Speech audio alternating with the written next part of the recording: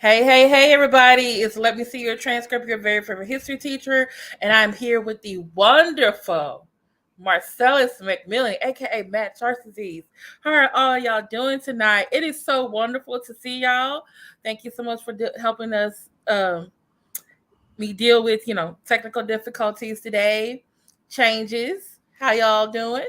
Yeah, all of these changes, Lord, these changes. I've been going through nothing but changes, Jesus Father. help us. What do you I say, know. Father to God? Oh, goodness gracious. Hey, Christine. Hey, Money No Love, Dog Cigar. Thank you. Everyone who's watching, please like, share, and subscribe. Go get your favorite drink, your favorite snack, grab your friend, and tell them to come on over here to Let Me See Your Transcript channel. So, how was your week, sir? Hey, Lewis. So far so good. I haven't been able to go to the barber. My barber's he's like MIA.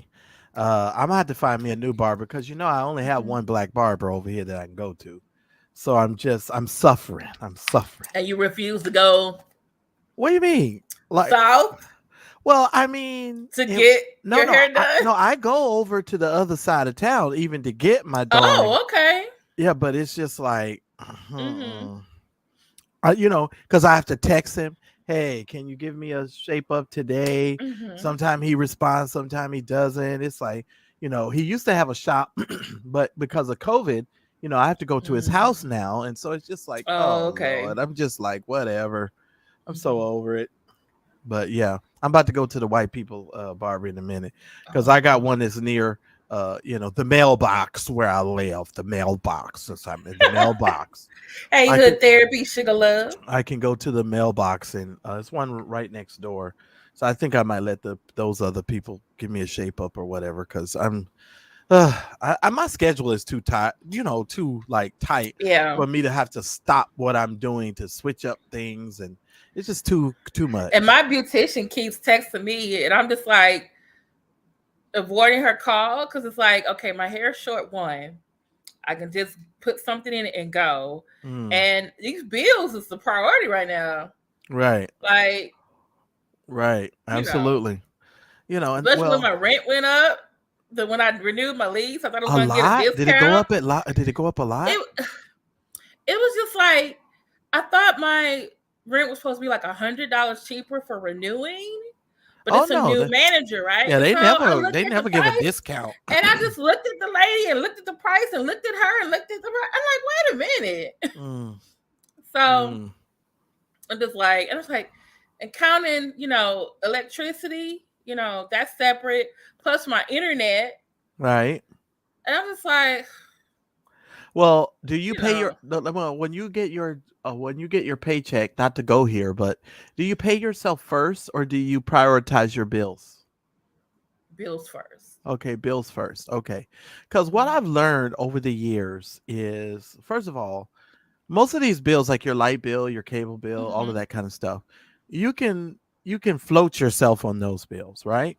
But when you Yeah, you really got a little bit of grace period. Yeah. right, but when you don't pay yourself something or put something away or get into the habit of doing that, it creates like this domino effect where you typically don't have any money. And see, that's what I started doing. Right. The last two paychecks, I was like, okay, I'm gonna put a little bit over here, this because I have for myself, I have to have like, okay, I got a checking and savings, and then I got me a backup checking and a backup Mm, savings in mm, case something happened. Because one time gotcha. my car got towed because I didn't get the new sticker Right. at my apartment complex, and that was $337. Jeez. And I was like, and then when I didn't have, then I had to pay $337. That made me late on other stuff, and I was like, "Oh Well, Lord!" but you Never know what? again. But see, that's another reason why our Yeah. 18 meetings every Wednesday was so important because I could ask you guys where you were as far as your Google stuff, and Mm-hmm. we could work on that to see, about those checks going up. Now, I don't know Yeah. where you are now, but They that's were going up for a while because I was also kind of in some mess. right. And Hmm. they were going up because of the mess, but then it was creating mess in my real life. And I was Right. like, then when I stopped doing the mess, the Google check went down. Right, but here's the thing: you can get your you could get your channel back up there's just a certain way that you need to do it, and we have to go Yeah. back to our meetings Yeah. and talk about those things, because you don't need to be in the mess in order for your channel to grow. Because Right. my I wasn't in the mess, but my channel was growing. You Yeah. understand what I'm saying? Because I Yeah. never talked about that mess on my channel, and I Hmm. just refuse to talk about it on my channel because it's just But you unnecessary. have to admit, sometimes you talked about some church mess though. Oh, I always talk about church mess. It's always gonna be church mess. Yeah. And this is what I thought about doing. Which I did it last And is week. anybody in the background waiting to come up? No. Okay, all right. I just I want to put know. I mean you saw the link, right? I saw the link. You might need to put it in the chat just in case anybody needs to. I don't know. Now, who is? Do you know these? Just you know, I Hey know. Keshia, hey Vici, I normally try to hey keep you beautiful out of the Bernice, chat, but you need to be looking so you know in case Ebony Woods, you need to hey boot Ebony, anybody. God, and do have mercy. what thou wilt. All right. Hey Sun Kissed, hey Hood Therapy. Now I'm not too familiar with Sugar Love. Hey Sugar Love. Well, hello And Kesha, I'm everybody. seeing from Darryl's chat. Hey Kesha. Yeah, but there's certain things that you can do, Kim, and because of your work schedule and stuff and how you're working, you're gonna have to change your strategy as far as how you produce your content. But that's Right, I that's am. that's something that we have to talk about it. So yeah. And Moni says she got it. She knows most of the people. So all right, Moni, Oh we'll yeah, leave it. Moni and Christine on top of it. Yeah, we'll leave it. We'll leave it in your capable Daryl has a hands. question mark. Here's the new StreamYard link. Oh Lord. Father, y'all Guess pray we for me right now. I'm telling y'all. First of all, I'm tired, and y'all know when I'm tired, I get Are really you short with tired? Are people. you tired? I'm Like me? tired. I'm tired. I'm tired, and I'm tired. So y'all know I get really short with people, and so I'm Well, trying not to be. while we're waiting on our friends, what did you think about last Tuesday night when I did the history of Black history? You know what? First of all, thank you for that, because You're welcome. I was very appreciative, and I was waiting for somebody to really concentrate on Black history content during Black History Month. And I was wondering why nobody is really concentrating on Black History Month. And there was a Well, there's a couple people that I go ahead. followed that I mentioned in the video. I said I could be doing that, but Right. they're teaching me stuff that I didn't know. Right, gotcha. So like Gotcha. Trip C Street, how her and Mm, another person named Jada Emperor. Boy, stop! I'm alive. mm, He wants to be live too. Okay, so they have been putting out Black history topics. Also, mm. another lady named Mrs. VS NC09. She's been putting out Black history topics. And then I already follow a guy named Black Enigma, and his whole channel is devoted to Black history topics. Mm. He Well, had a whole Malcolm X series. I don't right, know if but you saw me when I shared it, no. but Excuse me, you you guys. talking about the mainstream ones, the bigger ones? No, here's what I was going to say. But Okay. to your audience and for your audience, that's content that you can create for your audience. Yeah. And you're a history teacher. Yeah. So it makes a difference when you produce it versus other people produce it. Yeah. You understand what I'm saying? So it gives a little bit different perspective. And you carry a little bit more weight with me when it comes to historical things, because you are a history teacher. And so, that's one of the reasons why I said that kind of content from you to me was great. And that's why I was like, I'm here. Yeah, and I was like, okay. And I got some really good feedback from Darryl as well. Not as many comments, but I Right. think because maybe it was so new. Right. It was like, oh, what is she doing tonight? But for the most part, people have been leaving. The few have left comments and have left some very Right. good comments. But those of you, if you haven't seen it, please watch it. But also give me feedback, so that gives me ideas of like, okay, what other like I think someone said they want me to do the Scottsboro Boys. Ah, See? boy. And that's Anybody, and that's stuff anybody that want you a dog? that's I stuff love that you, boy. it's Sorry, what, it's almost boy. He does this every time I go live. that's why you need to put him in another room or the bathroom or put him My dog outside. No, he is not an outside dog. He got enough of that living with my aunt and uncle because they old school. Well, he need to take his ass in the room some damn way and be still, because you always going, Boy, boy, boy, boy, boy, boy, boy, boy, boy. I'm telling you. Ah, oh Lord. Okay. wait, what's private? Why is it private? No, it's not private anymore. I did that because I was editing. It's public now. Oh, they're talking Is about it the still video. private? Hold on, let me go. Oh Lord, now you done sent her, Christine. Look what you're doing. You done sent her on a squirrel chase. Because Darryl was the one that noticed it today. He was like, "Oh, why is it private?" I said, "Oh, let me go," because I had to edit out the song that's in the beginning, and so had to unprivate it. Well, just let me give. Wait a minute, I heard something. Who is that? Let me tell you guys. Hey, Darryl. He's muted. He done muted himself. Oh, I didn't mute him. I didn't touch no buttons. You're muted, sir. I just want to let you guys know this was supposed to be No, on. I'm driving and I don't want. I'm driving and I don't. He's driving. Listen through your headphones, Darryl, and not on your other device that you're listening with. But this live was supposed to be on Roxanne's channel, and up until about 5 minutes ago, 7 minutes ago, 10 minutes ago, yeah, everything got switched around. So we are a little. If we seem a little discombobulated, it's because we are. And so yeah. But Darryl, you have the floor, sir. Say whatever you need to say. I know you're driving. Roxanne, would you be giving us a link? Will you be coming up on the screen? Hey, give me a minute. Go ahead. Okay, we here. Hey, I'll just say, give me a minute. I'm putting my headset on, so I'm driving. All right. Hold on. We understand, Roxanne. Life happens. We all are, this is our side business, our side hustle. You too. We got other jobs and other activities. I got a dog unplugging stuff, Daryl's out there working. Roxanne's at home with her family. Okay, can y'all hear me now? We can, yes, sir. And Marcellus came in here like the 5 heartbeats. Okay, we can hear you. Hello. Hey, Donya Lee. Yeah, okay. Kim is talking. I'm waiting for Kim. Hey, well, Kim, you must be on a delay. You must be on a delay, sir. Delayed? Because she wasn't talking. We were waiting for you. We wait on you, sir. Okay, I'm on a delay. I'm sorry. That's why I'm listening, because I'm not on a Wi-Fi. I'm driving.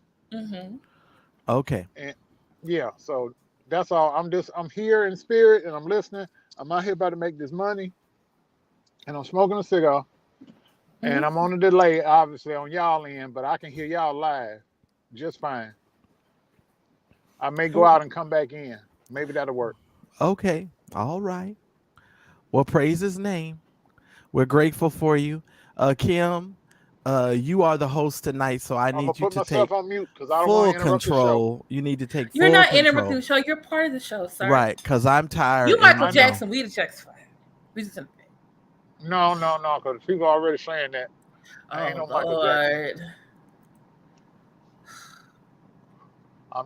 I'm not David Ruffin and the Temptations. None of that. God dang it! It started snowing.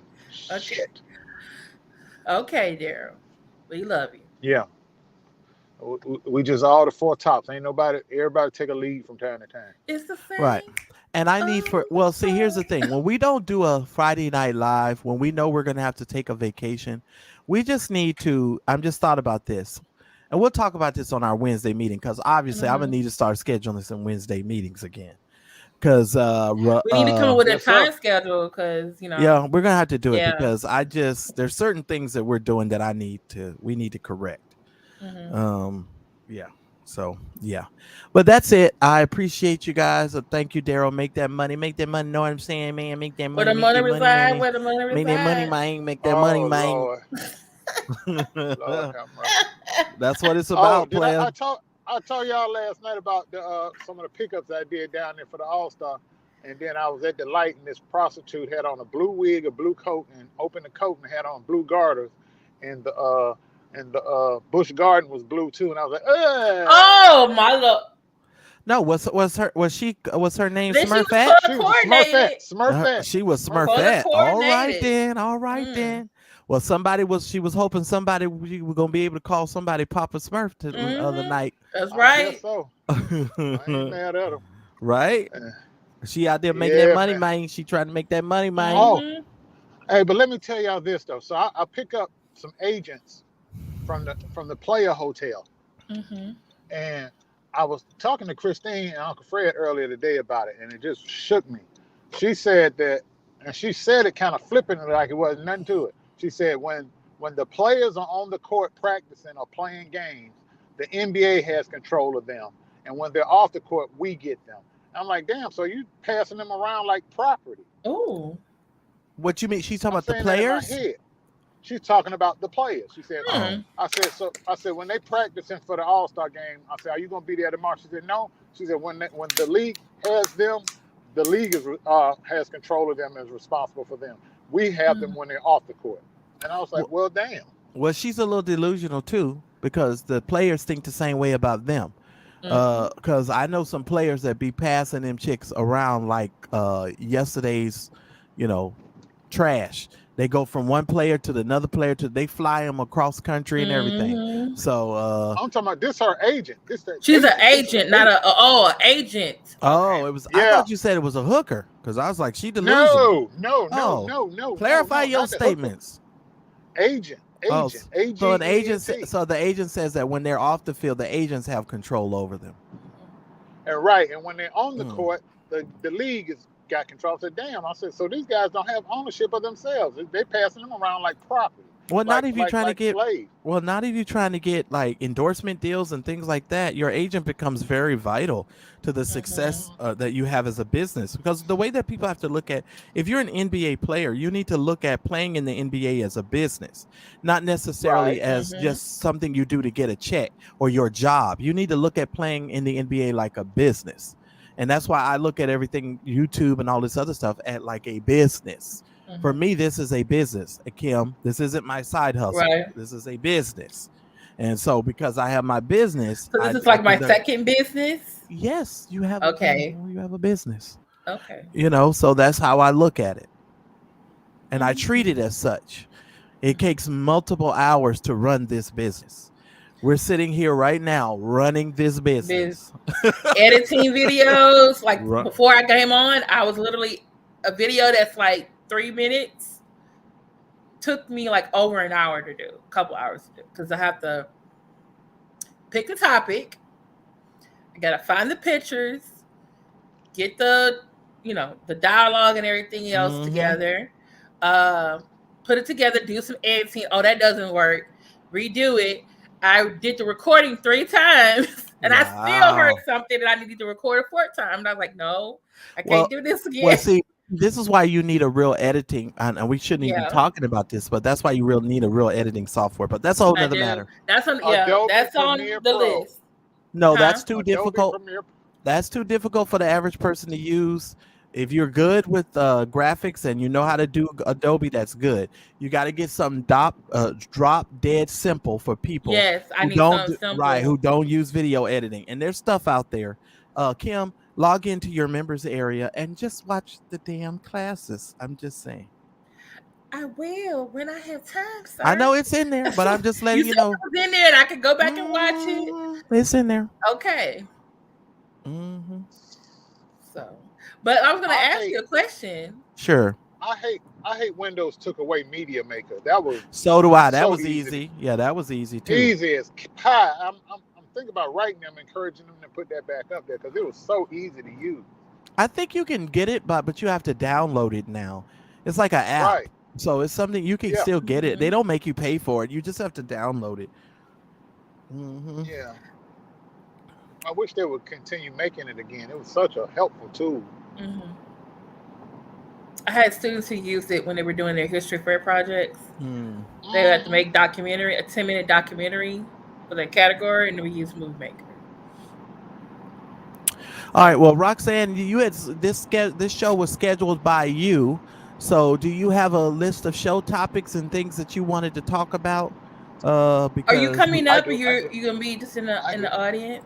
because we were waiting on I you. have something I want to talk about. Okay, go ahead, sir. That cop in that shot the young man that only got 2 years of prison, and the judge was goddamn sitting on the bench crying, and she was issuing the sentence. Speak on it. Speak on it. That was some bullshit. She was supposed to get up to 7 years. Normally, if that's the case, she should have got at least 5. But the judge gonna sit there and cry. If I was The judge was that judge crying. needs to. Yeah, the judge started crying. That judge needs to come off the bench for that bullshit. You're supposed to be impartial. Wow, I thought you You there said to that hand out the the law. cop was crying. She cried too, but those were crocodile tears. But the judge was crying before she rendered her sentence to And this why woman. was she crying? Talking about, well, it was an accident. No, it wasn't no damn accident. Wow. That woman, you're a 20-year trained veteran. You know the difference between a taser and a gun, because the taser is always, if you right-handed, your taser's on the left, and then your gun is on the right, and you reach for your gun. Wow. And she's sitting there crying. Little Asian lady. I was like, look at this shit here. Well, maybe she was just having a rough day, because I don't understand what in the hell a judge would be doing crying while handing down a sentence. Otherwise, like you say, Darryl, I just don't really think you need to be on the bench if you can't get You control of don't. your emotions any better than that. Right. You're supposed to be impartial. You're there to hand out emotional decisions. You're there to enforce the law. She was found guilty. The prosecutor asked for 7. If you didn't agree with 7, at the very least, you should have gave 5. Between 2 and 7, hell, 5 is a good compromise. Because a message has to be sent that this is unacceptable to just shoot somebody in a damn car, and then the oops, ain't no oops. You intentionally reach for that goddamn gun because you knew your gun was on the right hand side because you right-handed. Like, I'm a right-handed person. I carry my firearm on my right side because when I'm reaching, I'm not reaching with my left hand. I'm firing with my right, and I'm not even a law enforcement officer. Yeah, I didn't Bullshit. know I didn't know the judge had cried. That's stupid. Yeah, man, HuffPost been lighting her ass up about it. Even CNN been going at MSNBC. Fox, of course, has been quiet. Yeah, of course, because it's Fox. Mm-hmm. Yeah, that's unfortunate. And I heard she was supposed to get, I think they sentenced her to 24 months, but they said she's probably only going to do like 16 of it, I think they said, or something. Yeah, and then And the rest of it, she's going to be home confinement. Yeah. That is bullshit. I mean, it's this. I don't know what, if you're going to do that, you might as well just say, no, you're going home. Take your chances with the streets. The one thing I am glad about, though, she won't be getting a pension because the dumbass didn't resign. Had she resigned and retired, she had enough time to retire. But she was so sure that she was going to beat the charge, she didn't resign. So they fired her. So no pension for her. She'll be a mall security officer somewhere, or some company will probably offer her a job. That's crazy. It's just a slap on the wrist. She goes some medium security prison. Wow. And this boy dead in the ground. My son's age.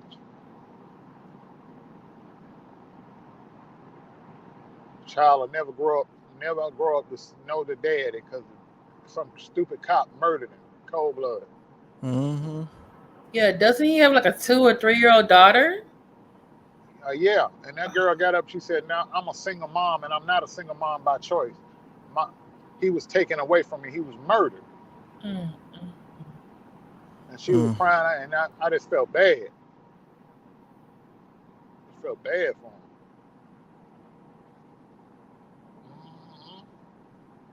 That mall, that black and white boy in the mall in New Jersey fighting, and then the cops slammed him to the ground, beat the crap out of him, and let the white boy sit on the bench and wait. Well, I didn't even know that this judge was crying on the bench. Honestly, I would have did a whole video just about her crying on the bench. I swear I would have. Yeah. I would have did a whole video just on her crying. Because that's dumb as heck. And it just goes to show you the bias of this particular this judge. And Exactly. I'll tell you another thing is a lot of people have the tendency to believe in other ethnicities that they're actually white, and so they become very sympathetic to certain individuals and groups of people, Uh-huh. and it just, Yep. it just shows you some ridiculousness there, and that's just really ridiculous. Mm-hmm. Ridiculous. It's So I bullshit. wanna. I mean, Oh, go ahead, Darryl. no, go ahead. Go ahead. No, I wanted to disclaimer. All right, Go ahead. disclaimer, and I want to play it. I'd like to make a few parting comments. I recognize there will be those who disagree with the sentence that I granted a significant downward departure does not in any way diminish Dante Wright's If you can life. hear, put a one in the chat, Well, please. that's a lie. His life mattered. Can you pause it? And Pause. to those who Yes. I got problems with that statement right there Mhm. alone. Right there, right there, right there. If you have to say that many people are going to be upset with the downward departure of this type of a sentencing, and saying that many people are going to have problems with it, then you obviously know there is a significant issue with what you are about to do. Otherwise, you would not even make that statement. And it is the consciousness of complacency. Now, I need y'all to hear what I'm saying. Now, this is when you use smart parts and you have commentary. This is what commentary sounds like. It's when someone talks about something that is, in social media in the world, and you actually give commentary to it. So here's what I'm about to do. This is the conscious complacency of people when they decide to take Black lives and put them in categories where they can diminish a Black person's life to the point to where you can sit on a bench and you can say many people are going to feel some type of way because of the downgrade of what you are about to do. That in itself is problematic. This judge is problematic. And Kim, uh, we need to find out the name of this judge, and we need to start looking into this judge because this would not be the first time that she's done this. I And she's guarantee probably, you're right, and I agree with you. Just to remind me, because probably some people are probably already looking into her already. Remember the judge from Dallas, the one that hugged the girl and after gave her she a killed Bible. and gave her a Bible. Oh, by the couple hours later, they had her record. They had her post on Twitter. They were looking at her, like very much looking I'm at her. already disturbed. I promise. I'm gonna try not to stop you again. Let's play. But you know me. I give commentary. Go Thank ahead. you for giving commentary. Because some Section people, 107 yeah, they News need Copyright to Code of they need to know 1976. Fair use. that, right? who disagree and Can- feel a longer prison sentence is appropriate, as difficult as it may be, please try to empathize with Ms. Potter's situation. Got to empathize with her. Okay. As President Barack Obama once said, learning to stand in somebody else's shoes, to see through their eyes, that's how peace begins. Could you stop this, please? And it's I'm up sorry. to I you have to to keep doing make this. that. I have to do this. I'm When sorry. she said, did she say President Barack Obama? Excuse me. Go ahead, take it. You got it. Okay. And I'm gonna try not to curse. I'm gonna really try hard. I gotta try hard not to curse. I'm gonna try hard not to. Kim,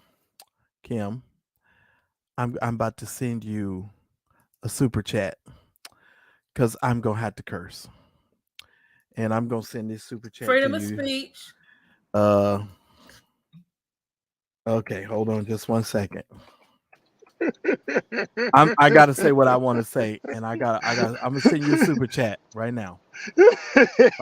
Because I need to be able to say what I want to say. Okay. Where was it? I think I remember my credit card thing. If I didn't, I'm gonna have to get up. Okay, hold on, Kim. Hold on. Her name is Judge Regina M. Chu. Hold on.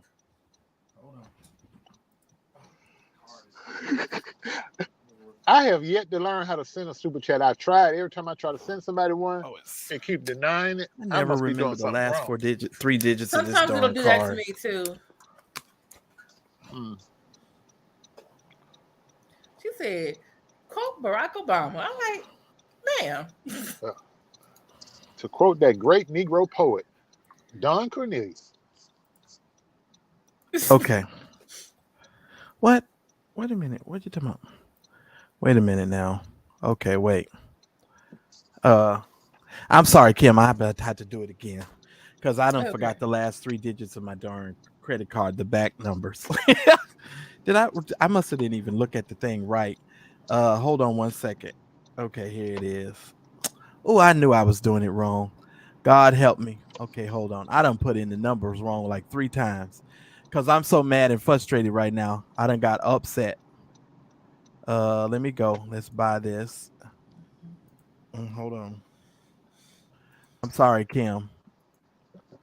It should have no problem now. What is it saying? Now, if you are saved, sanctified, and filled with the Holy Spirit, you too saved, sanctified, Holy Spirit, you might want to leave now. I just sent you I'll send you a No, I'm cash talking app. to the other people right here, Hold on, no, not you. I'm not talking to you. I'm just because I was trying to put it in through the super chat. But anyway, I'll send you a cash app. Anyway, this bitch really thinks somebody's stupid. Let me explain something to you. And see, I'm so insulted right now. That's why I'm so discombobulated. And I'm gonna send you the cash app right now, Kim, while I'm talking. What a disrespectful ass statement to try and use Barack Obama. Because see, here's the thing that they keep doing, and this is the thing that the media keeps doing, and this is the thing that everybody keeps doing to black people. Because we've had Barack Obama, for some odd reason, they feel like if they lead off with Barack Obama, or they lead off with something that some black historian has said, then some kind of way that black people are supposed to acquiesce to the stupidity of the things that they are articulating. And I have to be honest with you, this is the most frustrating thing in the world to me, to be a person who uses your brain to listen at a woman try to tell you, well, as President Barack Obama, listen, lady, fuck Barack Obama. We thank God for Barack Obama, what all he was able to achieve, but Barack Obama does not necessarily change the everyday average lives of black people. And this whole homage that people want to do to Barack Obama, y'all can kiss my ass with that bullshit. That's all I'm saying. Because that's all that is that straight up bullshit. And you all need to get out of this mindset as long as you throw in Barack Obama or some famous Negro that we're all gonna fall in line. Bullshit. I'm sorry, Kim, go ahead. I had to get that off my chest. I'm just saying. Y'all kiss my ass with that.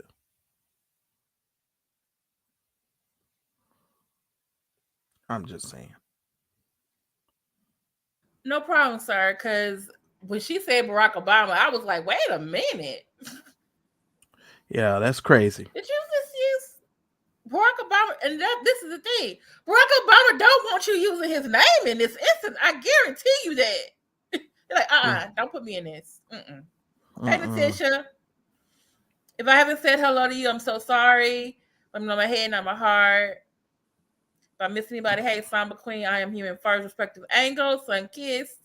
Y'all come on in the room. Donya Lee, Ava Collier, Toy Lady Talks. All right. I mean, how insulting is that? How insulting is that? She received a public reprimand in 2005. Wow, Dog Cigar. Are we talking about the cop or the damn judge? The cop or the judge, Dog Cigar? It probably has to be the cop because I don't think you can even do a public reprimand to a judge. Oh, this is so frustrating. Here's an article I just found by the New York Times that asked the question, who is Judge Regina M. Chu? This So, lady is this is disgusting what she just said. I totally offended by it. And I'll be honest with you, a lot of these black cases like this, a lot of this stuff sometimes I can't allow it into my circle because it affects my ability to do my work and to really concentrate because I get so incensed by the stupidity. And this just how many minutes are we into this video? And you see how pissed off I am? I'm at the height of festivity because people think we're stupid. Yeah, the video is 2 minutes and 30 seconds. Oh, we're only into 1 minute and 10 seconds. I'm sorry. Play the video, Kim. Okay. As Darryl said, play the video. That happened. Empathy is a quality of character that can change the world. So is patience and doing your job properly. Officer Kimberly Potter was trying to do the right thing. Of all the jobs in public service, police officers have the most difficult one. They must make snap decisions under tense, evolving, and ever-changing circumstances. They risk their lives every single day in public service. Officer Potter made a mistake that ended tragically.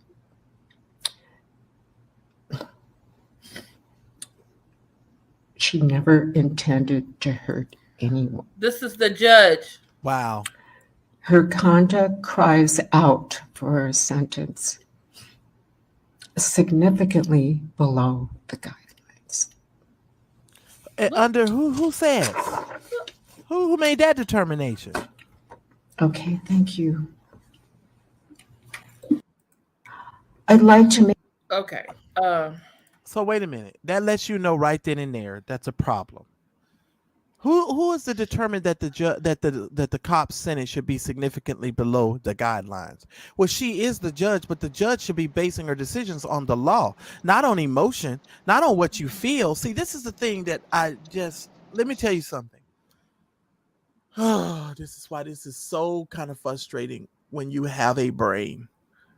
You're supposed to make your decisions based on the law, not on what you fucking feel and your emotions and the fact that the cops have a fucking difficult job. So it's a difficult job being black in America. It's a difficult fucking job being black in America, getting behind the wheel of your own automobile. It's fucking difficult job being black going into the grocery store. Bitch, is you serious?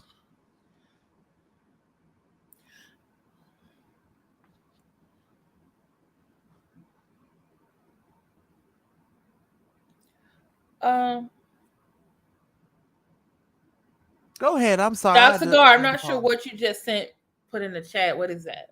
I'm annoyed. I need my glasses because my eyes is all messed up now. Oh, she put the public discipline information on whoever it was. Is that it? Because it's opening, but it's not opening to something that. Let me see. Judges like have a free reign to just arbitrarily hand out sentences as they see fit without very little accountability or checks and balances. A judge is one of the most powerful people out there. Because very few people are they held accountable to. Very few, unless they're an elected judge. But if they're appointed, oh shoot, they go for broke. And didn't Donald Trump appoint over a record-breaking amount of judges? 180 federal judges. I'm just saying. And they have their job for life. Federal judges are for life. Yeah. Dog Cigar Mafia, your link doesn't work. Yeah, it's not working for me either. There are 54 people in the chat, but I have 27 likes. Please hit the like button. Please like, share, and subscribe. Go grab a friend. You get your favorite drink, your snack. Okay, I don't understand. I don't understand cases like this. Stuff like that it frustrates the hell out of me. And I'm sorry, being black in America is a full-time damn job. And just because police officers have a difficult job, I know police officers, and I understand that they have police officers. I'm friends with a police officer.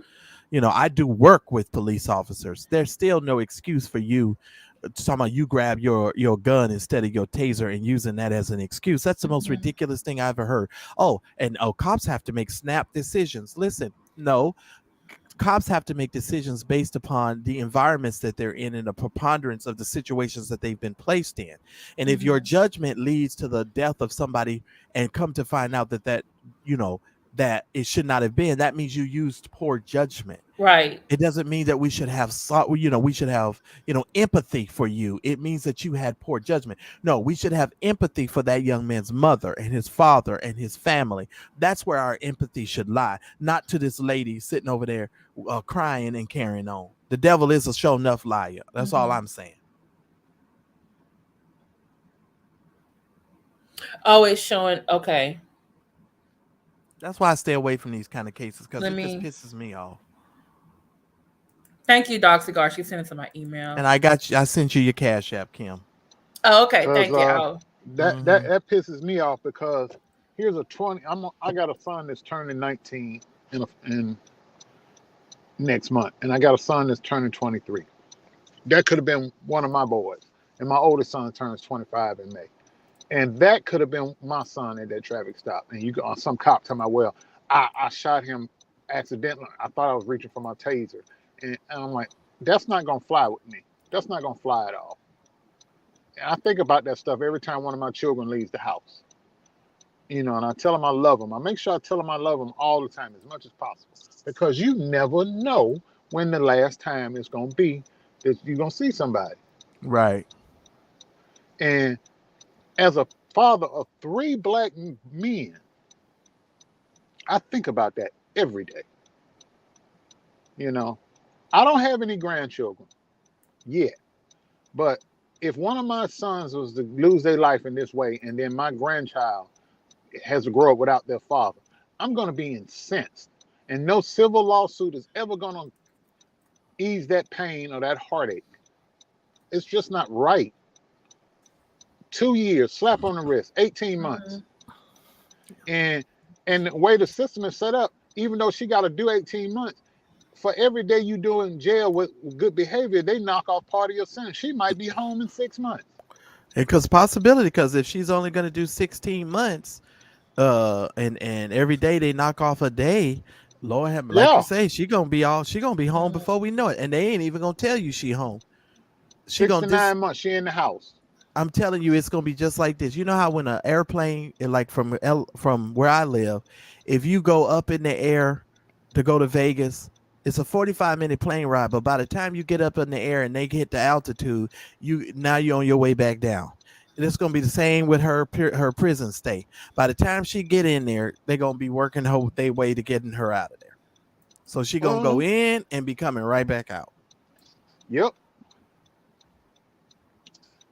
Back home. Right back home to her family. And that boy's still in the ground, just as dead, and that family's still grieving.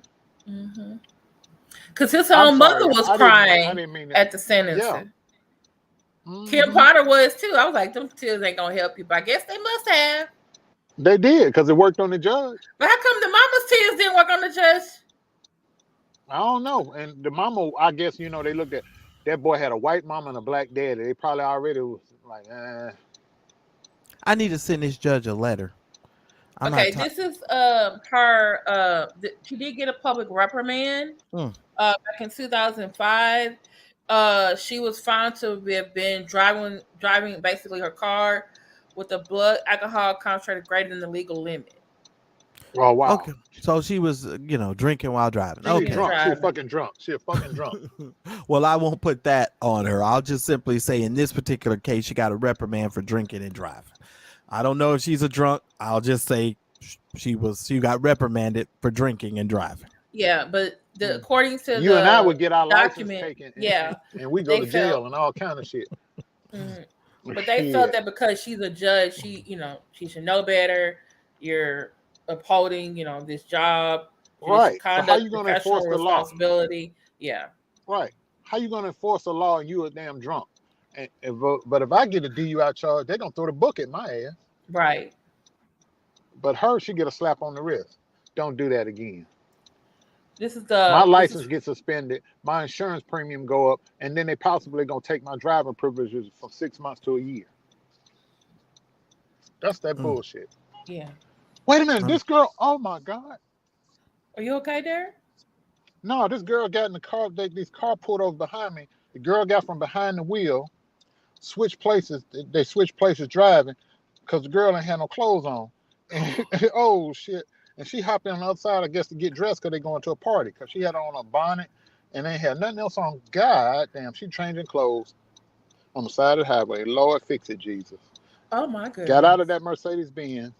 Ooh, it's a oasis down here. I'm sorry. I'm sorry. Hey, hoes gotta make. Hey, they gotta pay the rent. It's the Hey, I'm less than one of the 3 blocks. oldest institutions in the world. Yeah, I'm less than 3 blocks from the Players Hotel, y'all, for the All Stars. So, but right now the slam dunk and all the other stuff is going on. I'm parked on the side of the road by the Players Hotel, so I know I'm gonna pick up some good rides down here. And I think you said Mm-mm-mm. you made almost what $600 yesterday or between the last 2 days or Yes, so. sir. Yeah. All Well, right, Yesterday, make six well, that hundred dollars, money. right. $650. That, Yep. yeah. Yeah, And what? for the Uber driver, everybody making fun of me driving Uber. I made $650, and some jokers ain't made that all month. I made it in one day, part Yeah. Well. time. Yeah. That's great. That's why I said that was really great. Hmm. Absolutely. And I'm gonna be out Mm. here tonight. I got my cigars. I got me something to eat. I'm gonna just drive. Uh, I picked up a dude. He was so drunk last night. He was going in everybody's car trying to open the back door. And they're like, "Dude, what is you doing?" I hitting the horn. I'm telling him to get over. I'm the one that's picking him up. He out in the middle of the street. It was 18 degrees. He had on a thin black shirt, black skinny jeans, ankle boots, and black footies. And that's all he had on a cell phone. And he was drunk. Talking about, I gotta Oh, pee. I gotta pee. I said, dude, oh, I mean, pull over here so you can go up in the alley real quick. I'm not going out there. I said, well, you said you had to pee. I said, you pee in my car. I'm gonna slap the shit out you. oh my I was so goodness. glad that was the longest 4 mile ride I ever drove in my life. But I got $30 for that 4 mile ride. Oh, okay. Well, you'll discover as I talk to many of my friends, the people that give you the most trouble are the folks that ain't going nowhere and paying you no damn money. He going 4 miles and got all of these issues. Shut up and wait Yeah. these 4 miles and until you get dropped off, idiot, and get out of my And so, darn car. and he couldn't find his Just keys, so he still was outside when he got out my car. I pulled off so damn fast, he was outside peeing in front of his own house. well, Drunk Tristan. ass. No, I Drunk. just saw. Go ahead. Go ahead. Hey, it Oh, we was were a going to talk little about drunk. that too, Tristan. We were going to talk about that too. Don't worry. We're What? talking about Kim Potter right now. And Uh-huh. I didn't see him beat up a woman. I saw him and her have like a spat, but he didn't physically. Oh, Did he I can show you physically? the video, Did sir. he beat her up? Did he hit her? Okay, so this is what happened. I So, saw the video. I didn't see him put his hands on her. oh, no, he did it. The body, I guess the bodyguard, security guard came in, and she got they grabbed her to pull, because they something about to pop off. He called her a bitch. Which she deserved. I saw the video. Okay. But it was like all of a sudden he wanted to get up like he was gonna hit her. He was gonna do all this stuff, and she was able to get a 2-piece in there and hit him in the face Oh, well, which is what she wanted to do from the beginning because she from the came there to beginning. And confront then him. supposedly, according to him, Tommy Sotomayor, a microphone dropped on his foot, so he's filed charges against her. Okay. Well, I did. You can pull up the video if you like, because I'd like for the people to see this, Kim. Now, I do Uh, have a problem with what she said and what she did, but I also have a problem with the guys who I think staged it. right. Because you know he don't like black women, No, well, I don't. dark-skinned black women, and you Well, sat him next well, to the her. pornos that I've seen, he really do like black women, especially Haitian women. Well, Good God his Almighty. dick was like their pussy, not because that's the only thing. Well, That's what I'm, I think. well, well, let me, friendship starts somewhere. well, let me, Okay. well, Shit. let me just say this. I watched the video. They were having a conversation, and I don't understand why it is. And this is where you get into trouble on YouTube and on social media. People are going to have to learn that when you cannot make an articulate statement or you are not a very good debater, resulting to name calling and yelling and all of those other things are not going to yield you the most maximum result. The reason why I choose in most cases not to call names and to go back and forth with people on the internet, the reason why I choose not to do that is because it's not really beneficial for me. Number two, it just really helps them. I feel like she came there with the specific sole purpose of confronting him. Because if you listen to her conversation, she tried to out him, saying, "Oh, well, you tried to hit you tried to have sex with me," and he said, "Well, I didn't have sex with you. I had sex with your friend." And she would say, "Yeah, because you couldn't get my stuff." And my thing is like this, chick, you were flown out there for whatever reason. So you're one of these flying hoes. You're an intercontinental hoe. So you go from one coast to the next coast, and then you're upset at the fact that somebody has some sort of argument. And let me just say this, because I don't even like Tommy Sotomayor, so I can't even believe I'm saying this. But let me just say this: when you're right, you're right. She went there for the sole purpose of confronting the man. If you don't like Tommy Sotomayor, like he said, why are you watching his content? Just like some of you other folk. If you don't like a person, why are you spending all of your energy watching them? I don't spend my energy watching people that I do not like. If you don't like them, don't watch. Make your content and leave other people alone. Just simple as that. I saw the video. And what you come in front of a room full of people trying to out me tomorrow? Oh, I tried to have sex with you and couldn't hit. Like you think as a man that's going to insult me? No, that don't insult me, because I've already had sex with your friend. And you see, he followed that right up with, "Oh, I didn't hit you, but I got your friend." Bada bing, boo boo, he got her. He hit her with the Zippo. So where I didn't get you, I got your friend though. You understand what I'm saying? So what are you trying to accomplish here? It's stupid. Yeah. Just mad. Because you pussy Well, popping. you didn't marry me and make me the first lady. But you married somebody else, so I'm gonna take your ministry. I'm gonna tear your ministry down. Go somewhere. Take your ass on. Take that L. You was just something to do until something better came along. Well, all I have Shit. all I will say at this point is Tommy Sotomayor, in this particular instance, I don't feel like he was wrong. That's my position. And if you feel like he was wrong, I would love to hear your commentary as to why you feel like he was wrong. Mm-hmm. Oh no, I feel like in my case, I feel like they're both wrong, because I feel like, well, this is my thing. I'm trying to find. Okay, video. can I respond to Tristan just a second in the chat? Tristan, let me just say this: he's 46, but he's fucking 20-year-old girls. You said, what's wrong with that picture? A lot of men in their 40s are screwing 20-year-old girls. I don't understand your question. Really, honestly, I don't. I don't understand. A lot of men in their 40s are screwing 20-year-old chicks. And he's a social media commentary, and they brought him on there as a guest because of the way that he talks and the content that he provides. I don't get it. I mean, and most men, if I'm gonna be honest, if you in your 40s and you can screw a 20-something-year-old girl, most men are gonna do it.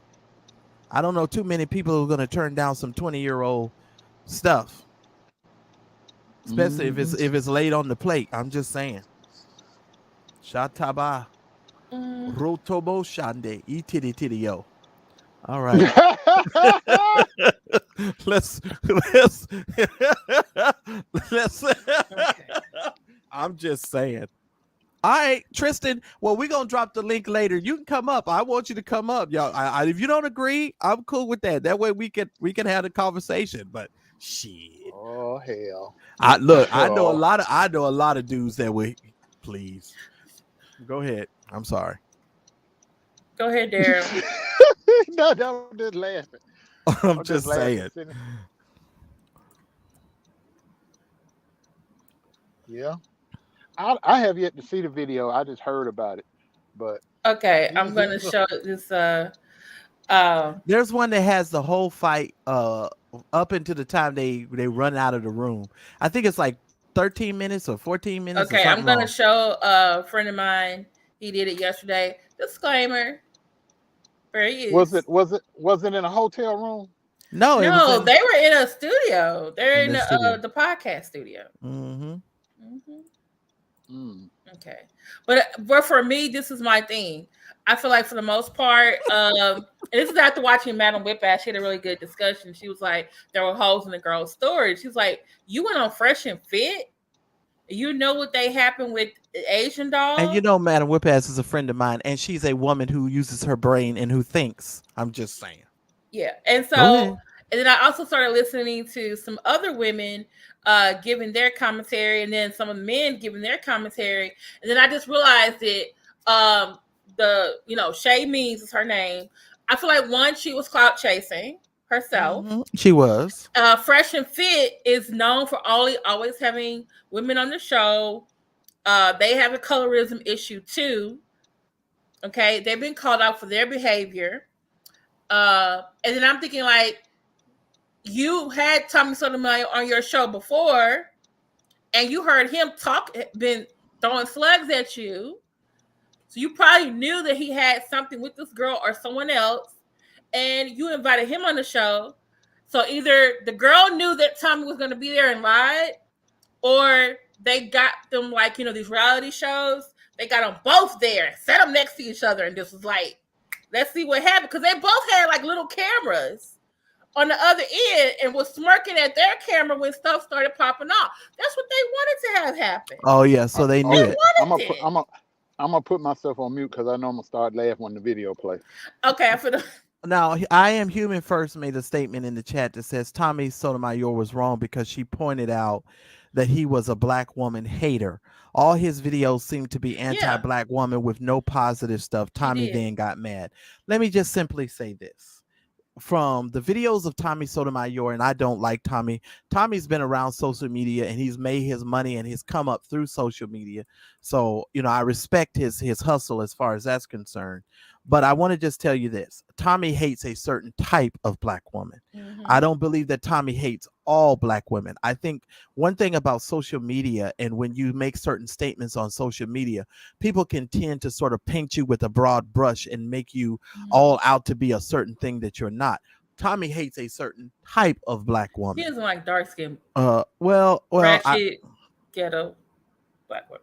Okay, so my point exactly. He hates a certain type of black woman. I don't believe that Tommy hates all black women. He talks about them so much, it makes you think like, dude, do you not like us at all? Well, it's hard for you to make that statement when he's fucking black women. Right. You understand what I'm saying? So yeah. I don't understand where that comes from. Now I do get that a lot of his content is very brash and harsh towards black women, but I just don't believe in painting people with that whole broad brush that, he hates all black women. Now, Tristan, now I'm gonna agree with you is he is a jerk.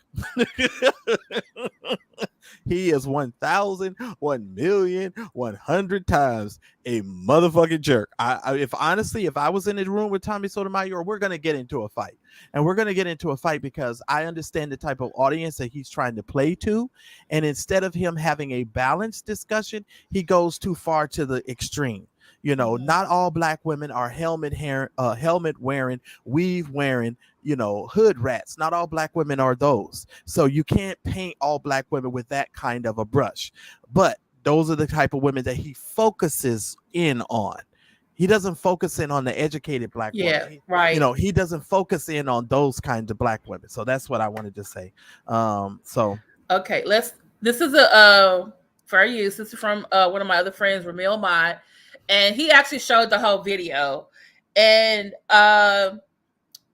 okay, so right here on the left, that is Fresh. And on the right is Fit. Okay.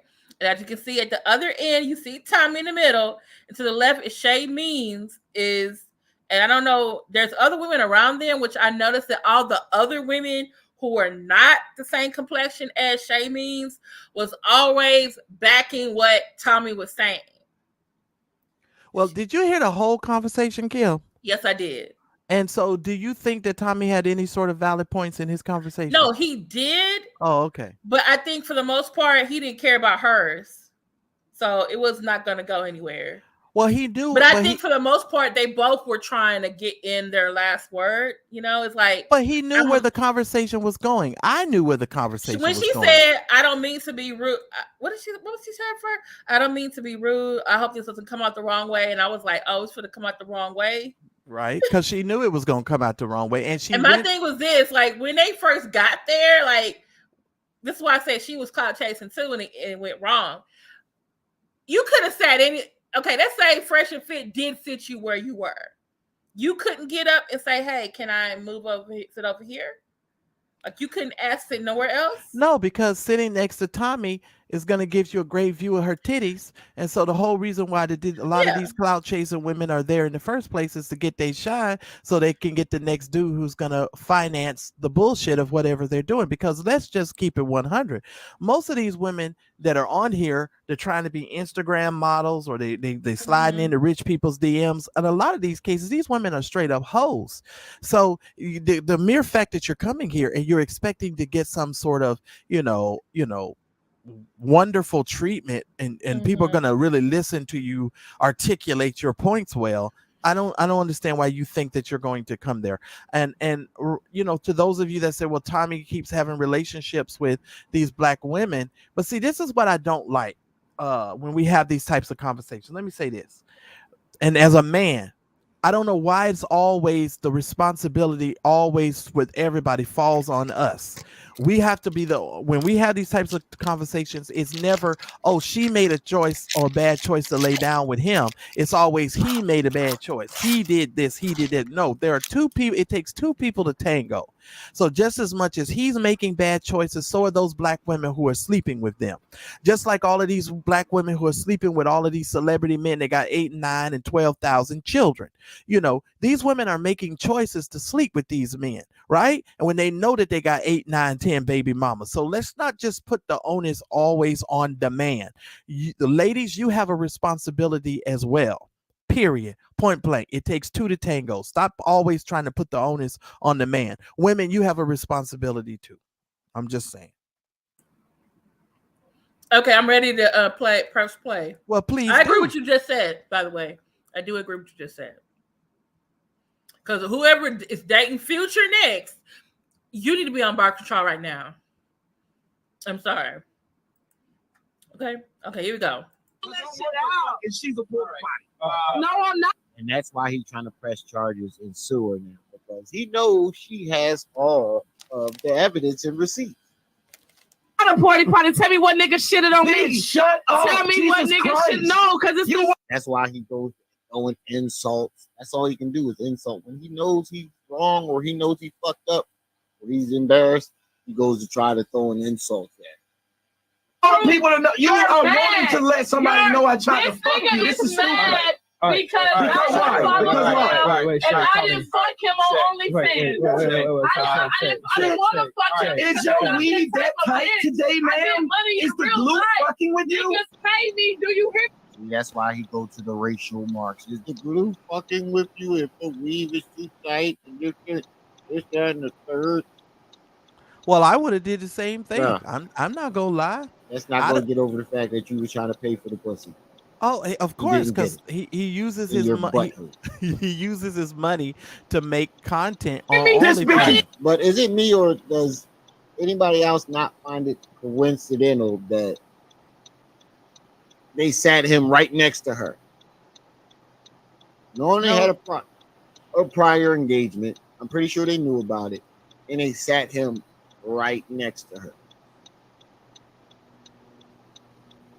That shit wasn't coincidental. Drunk and acting stupid. I'm not drunk. I'm dead ass not drunk. Now you trying to say she get like this is typical.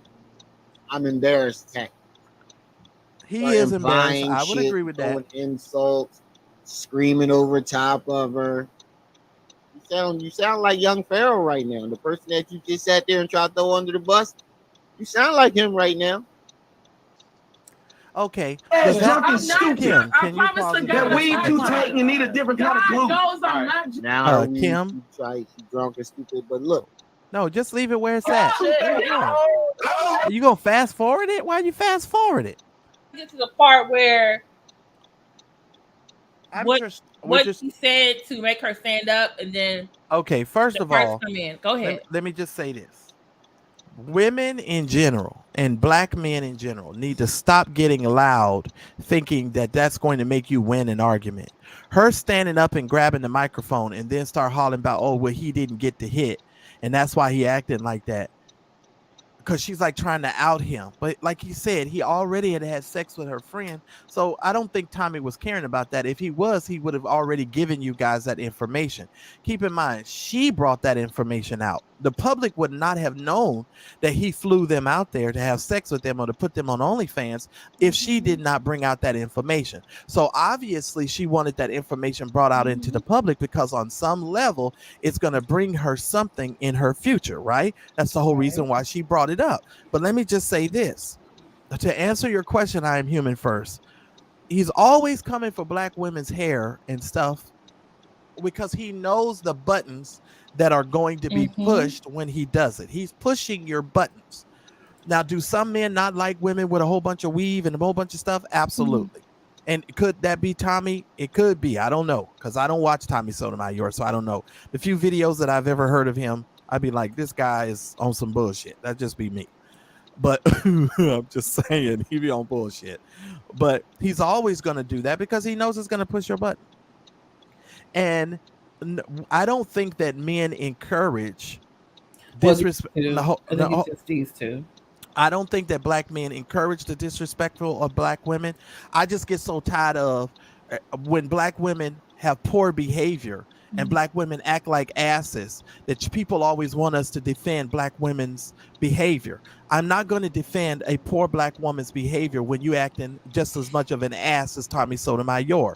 So if you want to know the truth of the matter, they're both acting an ass in this situation. There's no balance here. Now he had some points, she had some points, but the points that she was making was in regards to a private conversation. It was a private conversation. Okay. So I agree with that. Let's see what this next part. I'm trying to get to the part where I guess she just had enough. Dumb son of a bitch. Just up here. No. See how the security guard. Why is it nobody told the security guard to come? So why is it that it automatic that he always grabbing the thing? I'm dead ass not You drunk. dead ass drunk I'm and stupid. Drunk. I promise to God. That weed too tight and you need a different kind of glue. God knows I'm not drunk right Chris, now. Dumb son of a bitch. Just up here just being ignorant for no reason. No. He not finna try to play me. Who's playing you, stupid bitch? No, bitch, you fucking stupid. Nobody's playing your goddamn. Now look at Fresh when he looks at the camera. Everybody's like, oh, look at this. Boop, boop, boop, boop. There go the two-piece. Boop, boop. There go the two-piece. Hold on, let me make it big so y'all can see it. There go the two-piece. He hit that nigga with a two-piece combo. I like this. Austin, you right, Shadow. All skin folks ain't skin folks. Watch the two-piece. You looking like Rocky on it. She did get too Apollo much on her. with the Apollo Creed. Did he call her to be twice? And then she called something back, and then finally when she is restrained, he gonna get up like he's doing something. I'm just like, sir. Shit. Look, you notice that his black friend is about to go down. This fuck nigga look like he going. Oh my god! Look at his face. I agree with you, Kelly. Look at his face. He looks so real. Kelly G, you're right. Oh my god. Look, he ready to stand up and leave the room like a little bitch. Look, and he leaves the room. Look. He about to leave the room like a little bitch.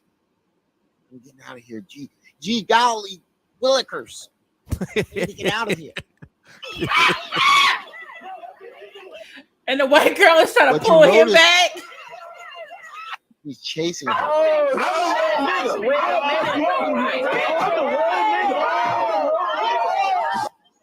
Boop, boop. Y'all see it? The boop, boop. Look, notice Hold on. he's chasing her and trying to fight her. Watch.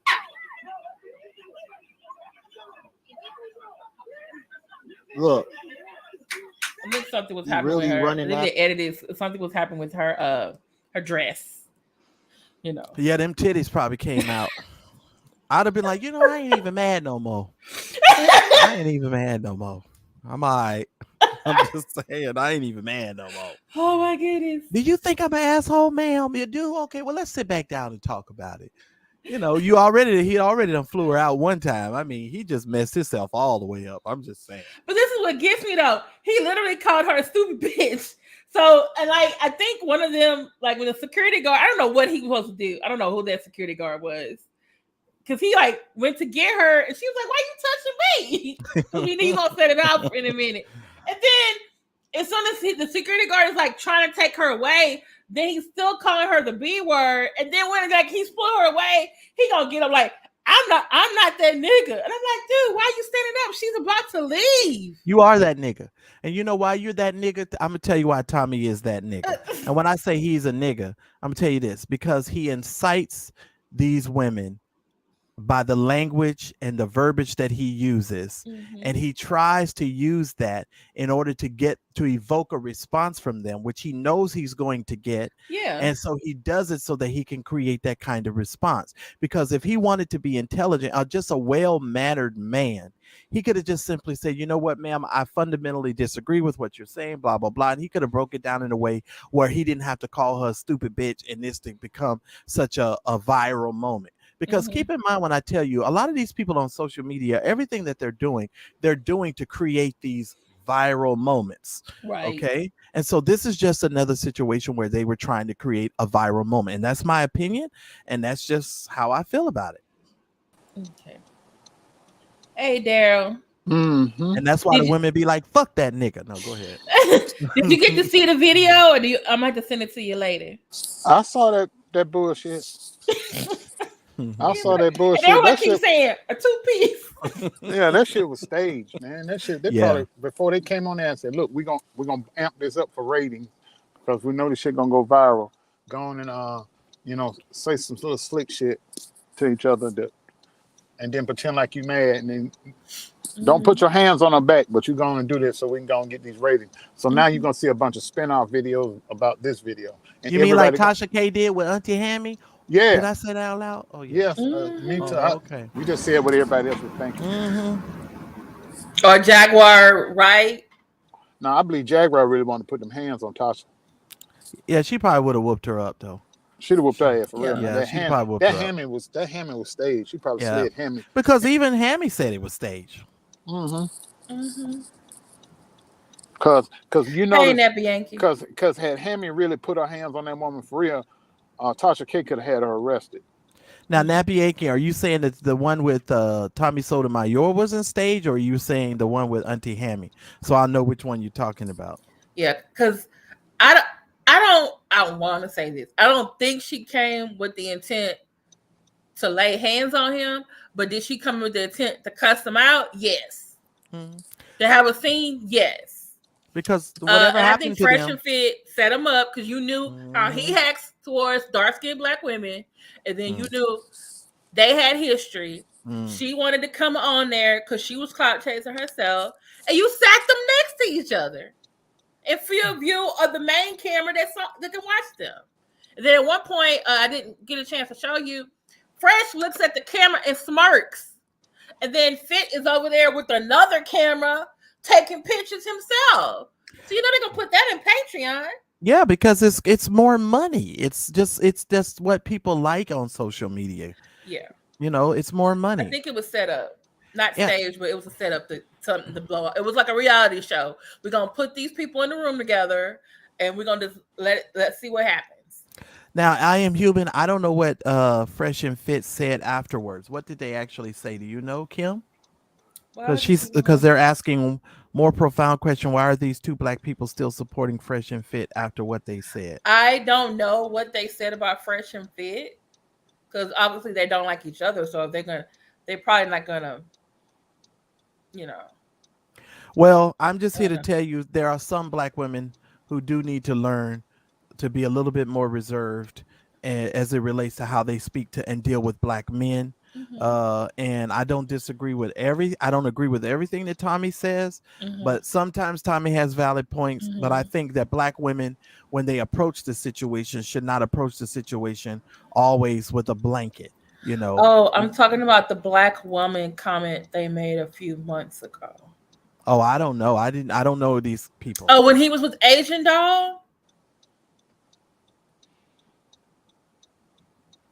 Because I only watch their show usually through other YouTubers, because they're more what's called manosphere, and they just on there to just bring women on.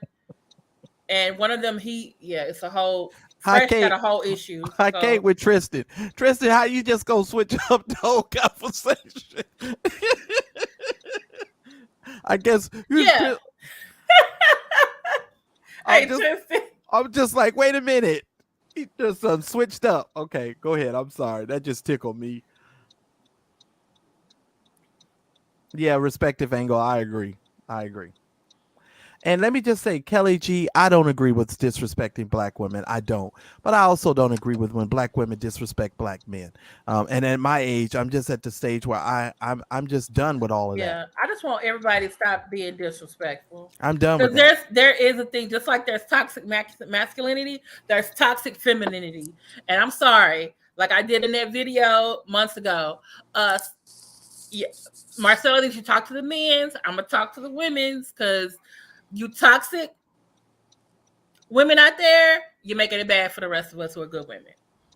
Because we getting all the residual anger and shit from the black men after you done messed them up. And that includes girlfriends, mothers. Yeah, some of you mothers produced these and we got to deal with them. Right. Well, I just feel like real men. Well, let me just speak for myself. I don't have to go back and forth with a woman. I don't need to argue. I don't need to raise my voice. I don't have to do those types of things. Period. Point blank. That's not something that I do in my everyday life. That's not something that I have to do. And so if that's working for you, jumping up and hopping up in front of a man's face and yelling and screaming and spitting and hollering. If that's working for you, you keep doing what's working for you. And if that's working for that man, y'all do you. But I just know for the majority of the people that are in my life and the men that surround my life, that's not something that we would allow or accommodate. And that's not something that we're going to deal with. So, I mean, whatever works for you, let that work for you. Mm-hmm.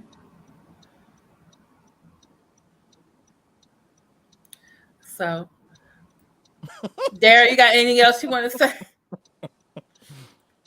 No, I'm just listening and laughing and reading the comments. Got a 2P. I'm sorry, and I'm going to say this. I don't agree with her putting her hands on him, because I do think there are certain he did something to her, though. Toxic femininity. I do think with toxic femininity, there are women who like put their hands in men's face, like, "Oh, I dare you to hit me, I dare you to hit me," and then when they hit you, you want to call 911. That's the kind of stuff I don't agree with that. That's wrong. Right. Okay. Well, that two piece came from her soul. But that boo boo boo came from her soul. I don't care what y'all say. He did something. He did something to that girl when he flew those girls in. He either didn't pay something or he didn't give her something he promised, because she was waiting to confront him. He didn't do just from a man's perspective. He probably promised her something that he didn't deliver, and she was waiting on that two piece. And then he done fucked her friend too. So you know what I'm saying? And then later on in another interview with Kwame Brown, she basically said that he flew her out. She said she didn't want to give him none.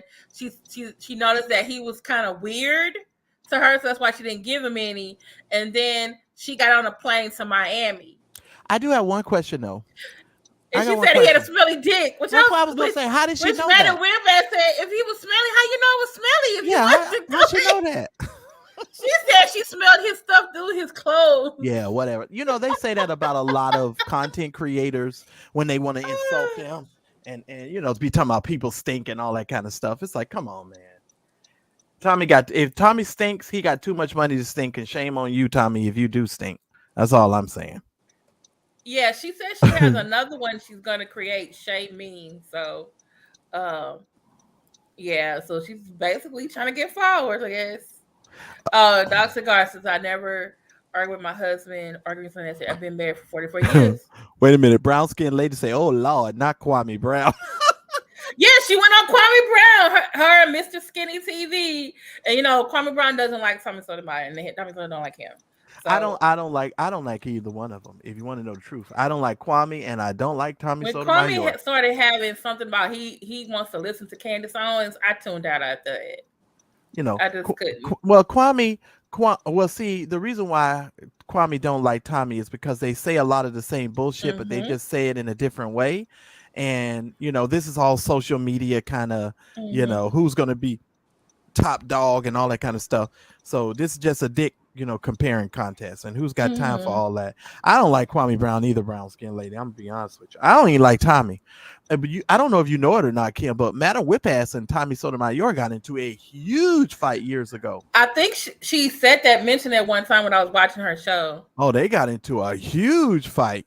But yeah, it's just because that was his way to come up or whatever, you know, because he used to just go around insulting all these women, and he knew how to push their buttons. And let me just say this, brown skin lady, and to some of the other women in the chat, what's more profitable for Tommy to do? Is it more profitable for him to say good things about black women or to say poor things? Because to tell you the truth, if he says good things about y'all ain't gonna watch. Well, it depends, because you remember Derek Jackson for a long time was saying all these great things like, oh, we should be supportive of black women. We need to listen to black women. And even young Pharaoh back in the day, he's saying something different now. Was like, oh, the black woman is God. Yeah, but then everybody was flocking. Yeah, but everybody was flocking. Okay. Now the tide has changed, and it's like, oh, black woman this, black woman that. But why did the tide change? Because them niggas was frauds. Well, the one guy, Jackson dude, he was a straight fraud. The whole wife. Like, and I had friends who used to share their stuff with me, but I always thought like something was off about him. And I was like, why am I listening to a man about relationship with?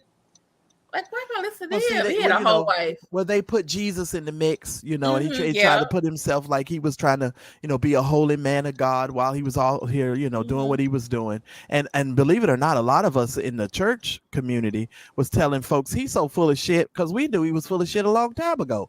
And so when it jumped off and popped off and we just broke it all down for everybody, that wasn't a surprise to us. Bro, I said, oh, David, because he's not he isn't. Who is she talking about? Tommy? And Derek Jackson always had them little muscle shirts on. Well, you know, like that's what I was about to say. Y'all love them little muscle shirts. And then young Pharaoh always got his chest showing. And them niggas be flip floppers. Be flip floppers. And the niggas that you think is a flip flopper don't be a flip flopper. Yeah, y'all going with them muscle shirts. Them nigga be looking at your brother. Right.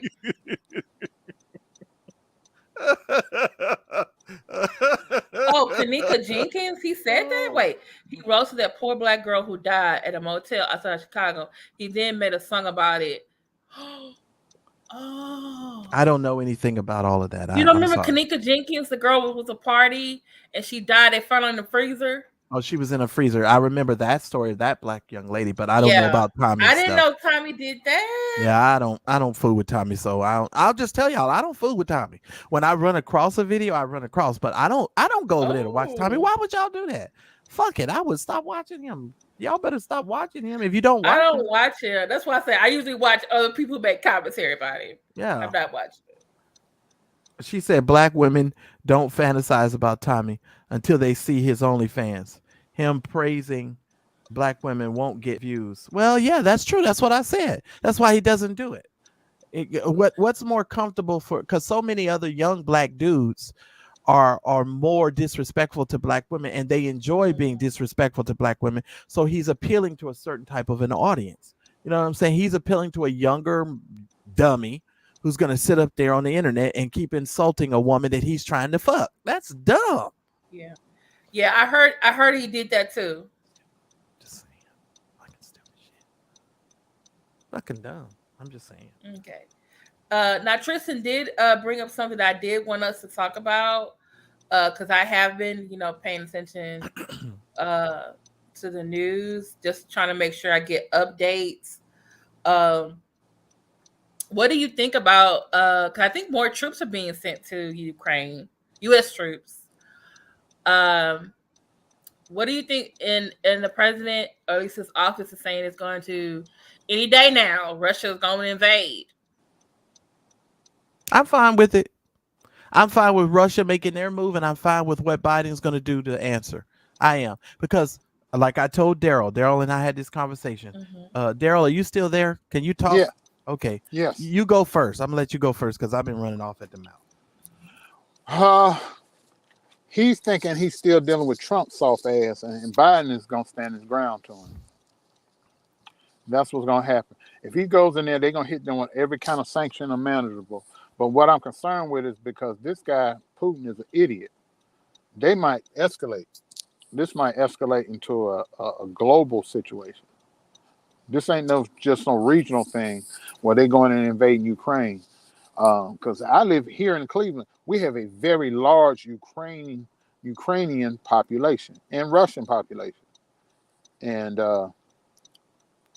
it's going to be interesting, to say the least, because the Northeast and Midwest is full of Ukrainian people, and Biden has to do something. I'm gonna tell you two things, and then I'm gonna hush about this with three things. Number one, Putin is trying this because he was very scared Hillary Clinton was going to become the president, and when he realized Hillary wasn't, he started inching his way more and more into invading Ukraine. When he saw Donald Trump wasn't going to do shit, he kept pushing the envelope. So he was like, oh, okay, I'm going to get some more ground. That's one thing. Second thing I'm going to tell you is he fucking with the wrong president. He's under a different administration, and Democrats do not play with Russians when it comes to this type of stuff. He didn't want Hillary Clinton to be president. That's why he kept supporting Donald, and he did all that underhanded shit to make Donald Trump the president. Okay, I just want to tell y'all, Joe Biden got 3 strands of hair left on his head. By the time he get ready to leave office, he ain't gonna have no hair, because he gonna blow the shit up out of Russia, and we will go into a full-fledged war when it comes to them. I'm just here to tell y'all that. That's the second thing. The third thing I'm gonna tell y'all is President Biden needs to get reelected. He's one banana peel away from meeting Jesus.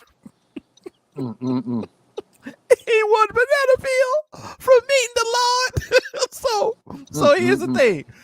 In America, when we go to war, 9 times out of 10, we do not switch presidents in the middle of war. So it is wise for him in some one sense or another to use this to his advantage. That's all I'm gonna say. Go ahead, Kim. You said a banana peel. He one banana peel away from meeting Jesus. You know, he does get tested for COVID and all that, like, every day. I'm just saying. Because he got to. This is the thing. Normally, Republican presidents are very good at foreign policy, and normally Democratic presidents are more good at domestic issues. Right now, he about to have a foreign policy issue, and so he either is going to do. Hopefully, he's not going to do what Jimmy Carter did. It didn't help him, and he's going to do more like what Bill Clinton did as far as domestic policy. What he may have to do, because one, Putin does. Is it Putin or Putin? I never can get it right. It's Putin. Putin, because he's Putin all the time. He's Putin all over you. It's Putin. Okay, so Putin, like you said, is trying to test the waters, and the guy from North Korea is too. And they think like, oh, he's old, so we can just do these things. And you don't understand, like, one thing Biden is doing right that Obama did and Clinton did, they get very capable, smart people around them to help them make decisions. And right now, the guy who he has for Secretary of Defense, that man has got the respect, and he got the qualifications for that job. That's a good observation. And I don't think we heard any type of opposition from Republicans when it came to him. That's a good observation. Really, Republicans are like pro-defense, so they're gonna be on that anyway. And trust me, if Biden goes to war, the Republicans are going to back him because they make the majority of their money when we are at war. And right. So, you know, Halliburton, everything, and right now, this is a war that's not happening in the Middle East. But oil price is still kind of right now. But it's in Europe, and right now with the way the other European countries are going, some of them probably want to get involved. I think France is like on its hands right now. The UK is like, okay, we're gonna send some people, but they can't go by themselves. So, and obviously Ukraine is going to need help, and so they're gonna have to dig into, they little Truman doctrine basket to come help Ukraine like they did decades ago. And he may have to make them an example, like, oh, you thought I was an old man and I wasn't gonna do nothing. Okay, but I'm gonna have to show you this old ass Democratic man is gonna have to do something to make you understand. But he's gonna have to make it so that the North Korea boy is gonna be like, oh, okay, maybe I shouldn't test missiles right now. Well, Kim, y'all have to keep in mind too that Joe Biden has been in politics for an extremely long time. What, 71 or no? I mean, a long time. Well, at least as long as I've been born, because I think he became president. Well, he got into office in the 70s. Well, and a lot of these Republicans that are going against him behind the scenes are really his friends. Yeah. So you have to understand some of these things that's going to be done. He's going to have the support of people that we wouldn't, because think that he would have the support of, and it's just going to be one of those things that you're just going to have to watch play out. I'm serious. It's just one of those situations. But I'm fine because I'm getting older anyway. I'm just concerned because I know I have now, especially since last year, one of my students, I see high school students and college students. So I had a college student telling me they got called up because they're in the National Guard. And he's like, am I going to have a couple more students going? Getting letters like, Miss Chen, I'm not going to be able to turn the assignment in because, I'm going Ukraine. Like, okay. And I have former students who went into the military, one in the Air Force, one in the Navy.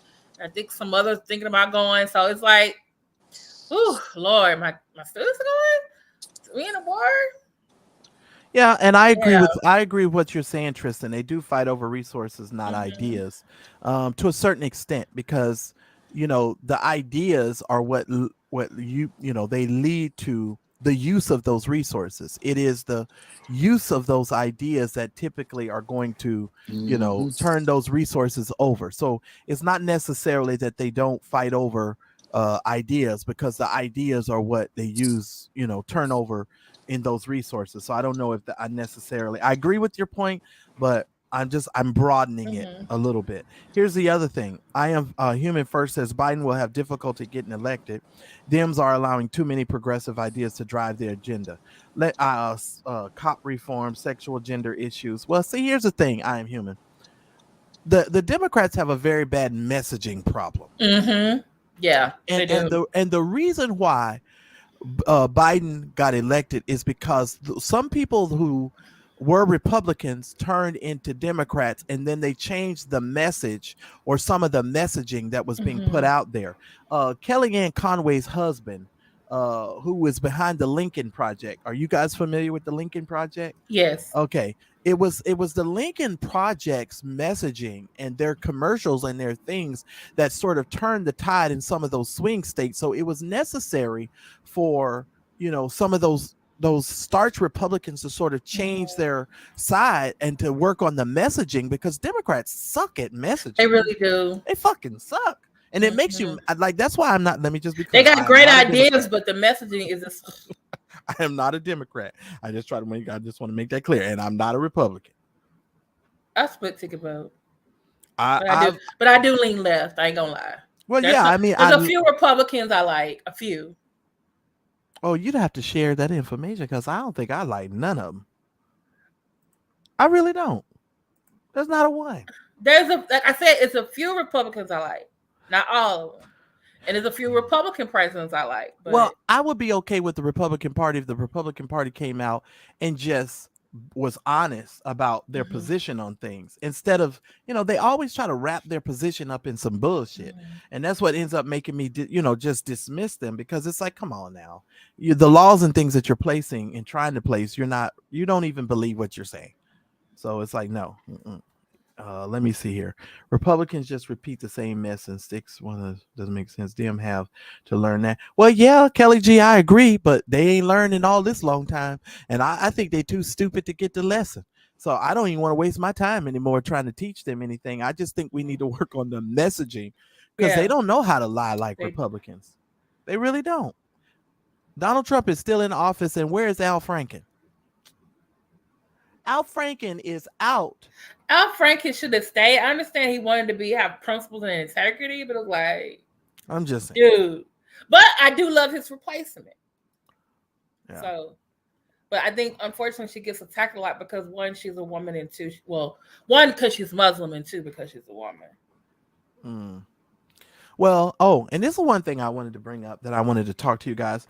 Why do we and this is gonna get me in some hot water, but let me just say this. I don't like it when certain groups of people try to hijack Black History Month, every year, and then try to make the issues about them. You know, I'm really frustrated with how people are always trying to hijack Black History Month. Whatever group it may be. Oh, did you hear about the thing that happened on TikTok? No, talk about hijacking History Month. So Nicki Minaj had a oh Lord, you started a system. Okay, I know you're the. Okay, go ahead. I'm gonna let you finish. So Nicki Minaj had a Black History Month event with centering on Black TikTokers and the messages and you know the things that things they're doing. So I guess when they got the Black TikTokers or whatever were invited, the other TikTokers who are not Black got invited too because it's a Black History TikTok event. It's Nicki Minaj, right? And the Black TikTokers later on started complaining, and they were like, "Well, we went to the event. It was about Black TikTokers. We know, you couldn't, say other people can't come, but it was like the white TikTokers hijacked the I guess the event." And so they're complaining. So now she's supposed to be maybe having another event or something where the message is more, Black creator centered. But was her husband there? I don't know. Okay. I don't know. Because here's my thing with Nicki and these entertainers. Like I keep saying, visibility in this country denotes credibility. And some of the most visible people in our country are the least credible. Nicki Minaj is like one of the worst people. Attitude-wise, disposition, how she treats others. Because, see, I look at how people treat other people, especially if you don't know them. Yeah. You understand what I'm saying?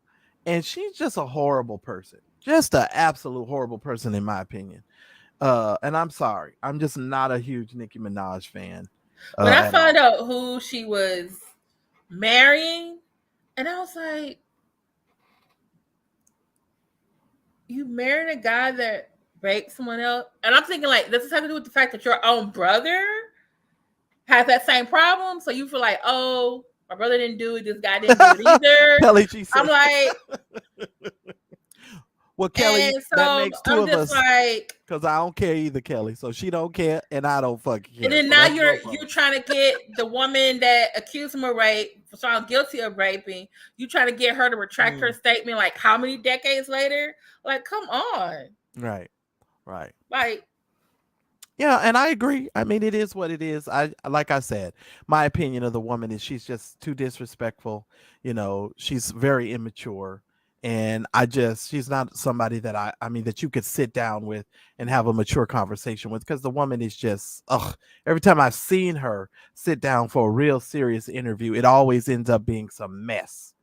And so, yeah, and they say she's always being shady to other female rappers. Always. She's not very respectful. That's period of just anybody. And I'm trying to figure out, when did you ever hear Lil' Kim say anything bad about another female rapper? And I'm trying to think. Yeah. I don't think I've ever. And I know how some people feel about Cardi B, but I'm like, I don't think I've ever heard her shade any other. But these are all female rappers. I'm just like, the worst we can have more than one. I can't hear you. Your sound went out. Okay, there you go. And I'm just thinking, like, 80s, 90s, early 2000s rappers wasn't like well, at least female rappers, I thought they was, being shady and all this kind of stuff. And now, where some of the R&B singing divas were being kind of shady, yeah. Like what? Like who? Because I don't really pay those people any attention. Who was being shady to one another? No, seriously, I don't know. Okay. Janet Jackson was kind of she was shady to Madonna. Janet was yeah, but she had all the reason to. Madonna's a ripoff. I think I was watching something with Mariah Carey was being shady. To who?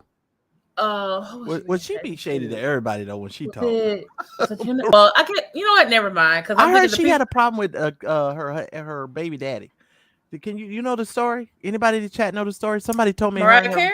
Yeah, her and Nick Cannon was having some kind of fight. Is that true? Somebody I think in the early divorce time.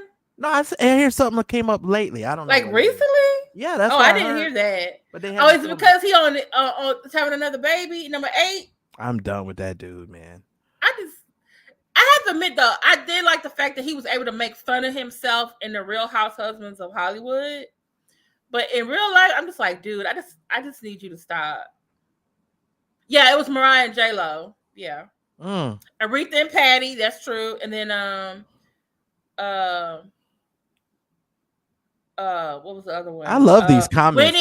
Whitney Houston was a little shady. Well, to Diana Ross in the interview. Well, Whitney is no Diana.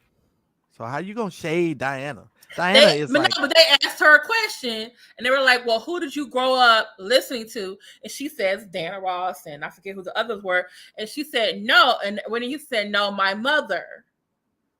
Well, that was true. Other people. Why is that shade? She was like, oh, not Diana Ross. And she was like, no, I grew up with these legends. Exactly. Warwick. Well, why is that shady? I think it wasn't shady, but I guess some when people say it's shady, Aretha, but I thought she was being truthful. Like, hey, she got legends in her house. Yeah, when family. You got Aretha, I'm like, why do I need to listen to Diana when I got Aretha?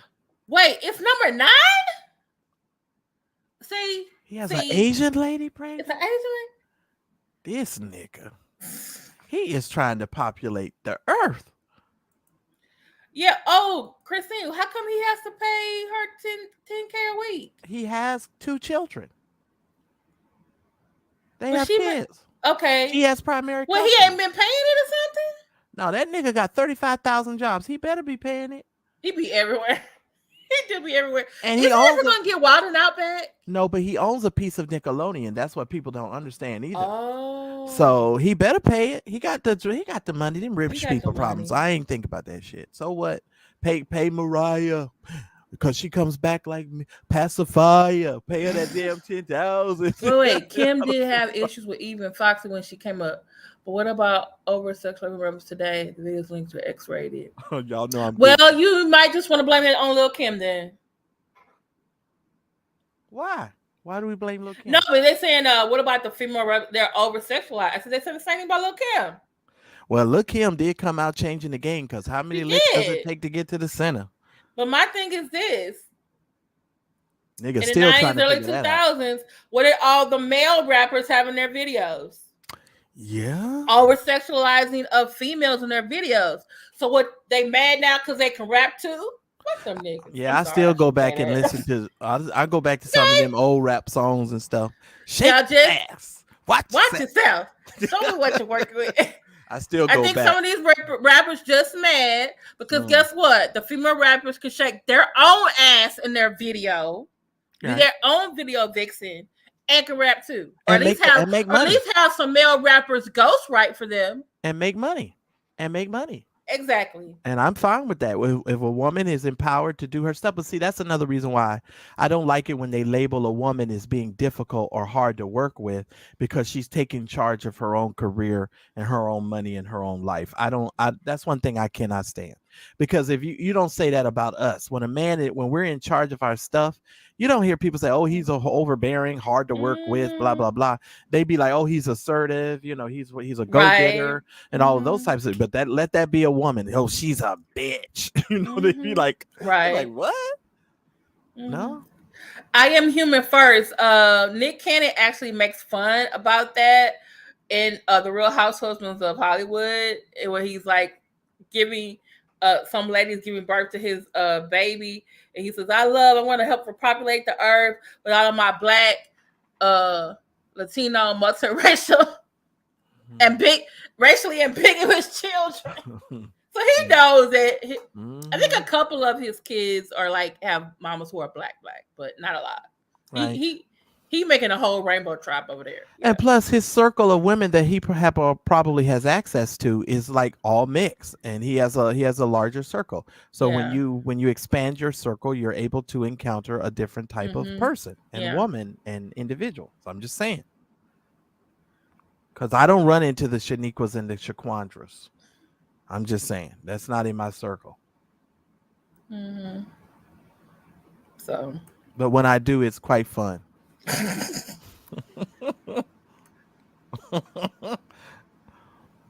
So, well, sir, we've been over here almost 2 hours. We want to talk about what else we talked about. I don't know, because I wanted to give people, you know me, but it's only if you feel comfortable, because folks get upset when I ask for the link to be dropped. But I just like to let people come up and have their say and ask their questions if they have questions, except for dummies. Now, if anybody show up in that back of that thing and they ain't supposed to be on, you let them up here, because I ain't got no energy for it. Because you know me, I'm not gonna be yelling, and I'm not. That ain't me. I don't got the energy for it either. So everybody else that should have been blocked should have been blocked. And you know what I'm talking about. So hopefully we don't see them. But if anybody else is if they want, let me sit down. We'll give you guys 15 minutes, and then we're gonna wrap this up so y'all can look at Money. Moni gets so upset with me, but Moni, I like to get other people's opinions. I like to hear their opinions. We're gonna try this today. The Mad Church D's, he got me in a different mood. I'm gonna drop the link. I know Moni go kill me. Whatever, Moni. I love you, and I like to leave this stuff open to people. So come on, just be respectful. Whatever you do, that's all I'm asking. You want to ask something about Fresh and Fit, Thomas Sotomayor, the Ukraine? I was gonna say, did you see the thing that's happening at the border with Canada and the United States? The truckers. Oh, I did see that, and yeah, but the Republican Party keep exacerbating that situation because it's not as bad as they're making it. But but you notice that's the only thing they've been talking about on Fox News. Oh, the truckers are coming to America to strike. They're gonna strike in America. It's coming soon because that's what they want to happen, which is going to hurt the supply chain, which is ultimately going to hurt Joe Biden. And that's the whole reason why they're doing it. And the thing is, we have NAFTA. So, supposed to be having free flow of goods between Mexico, Canada, and the United States. I'm just like, I'm so sick of these people.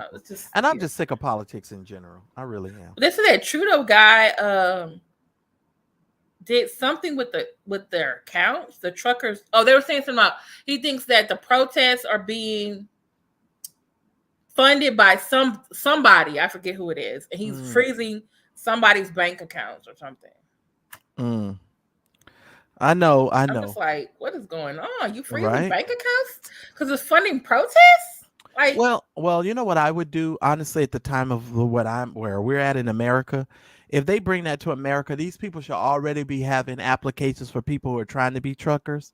So if these people go on strike, take them applications of the people who are looking for a job and put them to work and just fire all the rest of them. I'm serious. I'd fire them so fast. We're in a state of crisis, an emergency in America. We don't have this kind of time for you to be playing all these types of games. Right. And I would just fire you, especially if it was my trucking company. I'd be looking at applications. I'd be on Indeed right now looking for new truckers. And I'd be sending a message clear to all the people that work for me. You go ahead and you try it. I'm just going to tell you right now, I'm going to go ahead and replace you, especially if they ain't got no union. Now, if they don't have a union, it's wrap. I'm replacing everybody. What do you think about in New York where there's some people who are losing jobs because they're not vaccinated? Kim, what do I want to say? Because somebody made a comment in the chat about black people and vaccination earlier, and I saw the comment, but I wasn't going to say nothing. But since you done brought it up,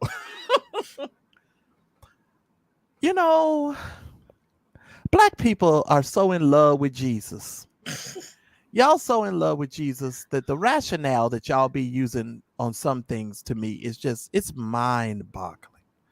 And how come it's like the black church folks and the black conscious folks are the both ones who normally don't deal with each other, but y'all got the same stance on vaccination. I can't. How? I just cannot. I just cannot with these people in these vaccinations. I'm just sorry. If you don't want to take it because of your own reason, because you did your own research, or it's against your beliefs, or you think it's being rushed and need some more time, okay, that's you. Right. But if you're in a job, Mm-hmm. okay, that you got to deal with the public, I'm gonna need you to stop being selfish. Is it not? You got to have masks at all times. You getting tested every day. And Stop keep your it. ass at home. Yeah. I don't want to be around you. I'm being honest. I am human first. How are you doing? Hello, can you hear me? Yes, we can. Yes, I can hear you. Okay. So I'm a little bit nervous. So yeah, How you doing? I'm well. I'm well. I was watching the comment from, of course, out with the other guys or whatever the case may be. So I am a person. What you're talking about vaccination right now. I was the person that brought that up. I per Okay. se, I'm not vax, Mm. and I decided not to. I have my own specific reasons why I chose not to get vaccination, and it pretty much is centered around the government's response to our government's response to where the vaccination originated. They want us to take getting vax important, which I do agree with. However, there's no concern about where this vaccination, excuse me, where the disease came from, which is China. There's no uh focus on that area. So hypothetically speaking, let's say we do this all get vaccinated. What if another disease comes out? Are we going to just wash and repeat and do the same thing? Everyone get vaccinated, nobody worries about where it came from, or track You this really down. think that the government, this government, don't care where it originated from? This government, United For the States most government. part, Oh, for the most I part, disagree with that. for the most part, if you They look may at the not folk, show it, but they are, because I live here in Houston, Texas, and I believe it was last year or year before last. There was some Chinese doctors here in Houston that basically got picked up by the FBI because they were concerned, because they actually were among a number of doctors working on a vaccine, working in the medical industry, and they had been watching them, and they took them into custody. So you in saying that this Houston. government is not watching where the vaccine came No, from? They no, watching. no. I'm sorry. The disease. Okay. Well, can I No, ask I you a mean, no, question? I'm sorry. I wasn't. I'm sorry. Cam, your sound went out again. Yeah, they are concerned about where the disease came from. They're also concerned about. You. It's Do think they care about where the disease came from? Okay, well, let me ask my question, and I think Go ahead. you both have valid points, but I am human first. Let me so that I understand you clearly. Mhm. The question that you're asking is, you're saying that until the government shows concern for where the disease actually came from, you're not willing to be vaccinated. Do I understand that correctly? No, well, I don't get any type of vaccine. I don't like needles in general. So, Okay. from What may I? Hold on, go hold ahead. on. So that means you never got the Oh measles, yeah, yeah. mumps, rubella But of course, yeah. vaccine? So as a kid, yeah, as a kid, I did get that stuff done. But as an adult, I mean, I don't get the flu shots every year, nothing like that. If I don't have to take a You don't needle, get the then tetanus shot, the thing you get every 10 years. You don't get that. no, I don't. You Okay, ever been to college? Yeah, You didn't get the meningitis vaccine. no, I don't think. No, I didn't take any vaccines for college. You Any didn't. vaccine You did I? didn't live in. You didn't live in the dorms. Now I did one vaccine that really recently or in the past 15 years was the hepatitis or whatever. Yeah. But Okay. All right. so Okay. All okay. right. Let me ask this question, and go the ahead. only reason why I asked the question is because I want to get a proper understanding. Um, so as it relates to saving people's lives, what is the significance of understanding where the disease actually came from in relation to saving lives? Because if I'm understanding your position correctly, that's where the disconnect is for me. Because if I'm able to save a life, maybe not understanding the totality of the origination of the disease, but it is actually, and medical science is proving that it's actually, there's a difference between who's certain people who take the vaccine versus others. What's the significance of knowing where that came from versus being able to save people's lives? That's where the disconnect is for me. Well, I think there needs to be accounting for people who may already have distrust in the government. I think we all recognize, that the Illuminati and things is 666 and all that kind of crazy stuff. So when you talk about you know forcing people to take something or inject it into something, even us as a black community, our history with the government enforcing us to take stuff. So we're already skeptics from that vantage point. Right. You see, Yeah. so there's some type of level of skepticism there that's already in place. So here, go ahead. Right. And I was going to say rightfully so, but the arguments that I'm hearing from so many African American people, although I do understand it, a lot of times their arguments are tremendously flawed for their reasoning behind why they're not vaccinated. And to be honest with you, a lot of the talking points that a lot of black people are talking are just things that you would hear from the white media. And I have to be honest, that's just where a lot of this stuff is coming from.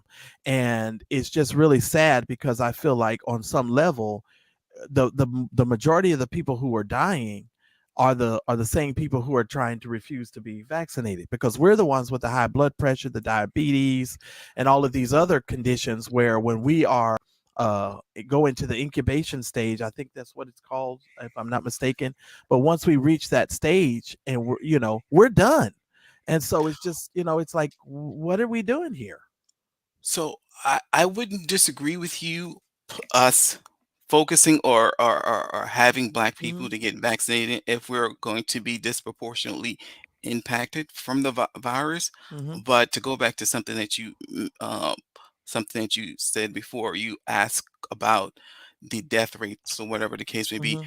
Before we even had the vaccination, come through or whatever, we had like a 90%, success rate, or people survive. 90% of the people survive the virus without the we not us not having the vaccination. It did approve it, but we already had. Where did you get that source from? Because I read something different. When before we even had a vaccination out, you're saying that the death rate was below 90. Below 90. Okay, Below 90. So I'm saying before we even had the vaccination, the virus is out there for a whole year. I think at that point in time or during that time, 90% of the people were, who got the virus, they lived. So really, I don't know about that. Yeah, I don't know about that. Okay, I don't have the family numbers. members I can't. and church I don't members and people getting it that were not surviving. So I guess they must have been the 10% that were getting it. All I can tell you, I'm human first. I'm gonna be real honest, and I ain't trying to be funny. The only thing I know is a whole lot of people done died, and so the whole thing is with me is if we can prevent one person from losing their life from this with some type of vaccination, I think it would. And let me just say this: I know being vaccinated doesn't prevent you from getting coronavirus. That's the other thing that people need to understand. Being vaccinated doesn't prevent you from getting it. From what I understand, it just prevents you, the coronavirus, from consuming you to the point to where you end up losing your life, even though some people have still lost their lives. But a lot of those individuals who have lost their lives have severe health conditions. And a lot of those health conditions are primarily preeminent in the Black community and in the Black culture. And here's the other thing. I don't want vaccinations to separate us in the sense of, well, you're not being vaccinated, so you don't care about other people. Because I think a lot of times when we speak in that vein, it's not really fair to people who have made a life decision not to be vaccinated. You understand what I'm saying? It doesn't necessarily mean that those people don't care about other people. I just believe that they've made a choice for themselves, but you also should give me the choice of not being around you.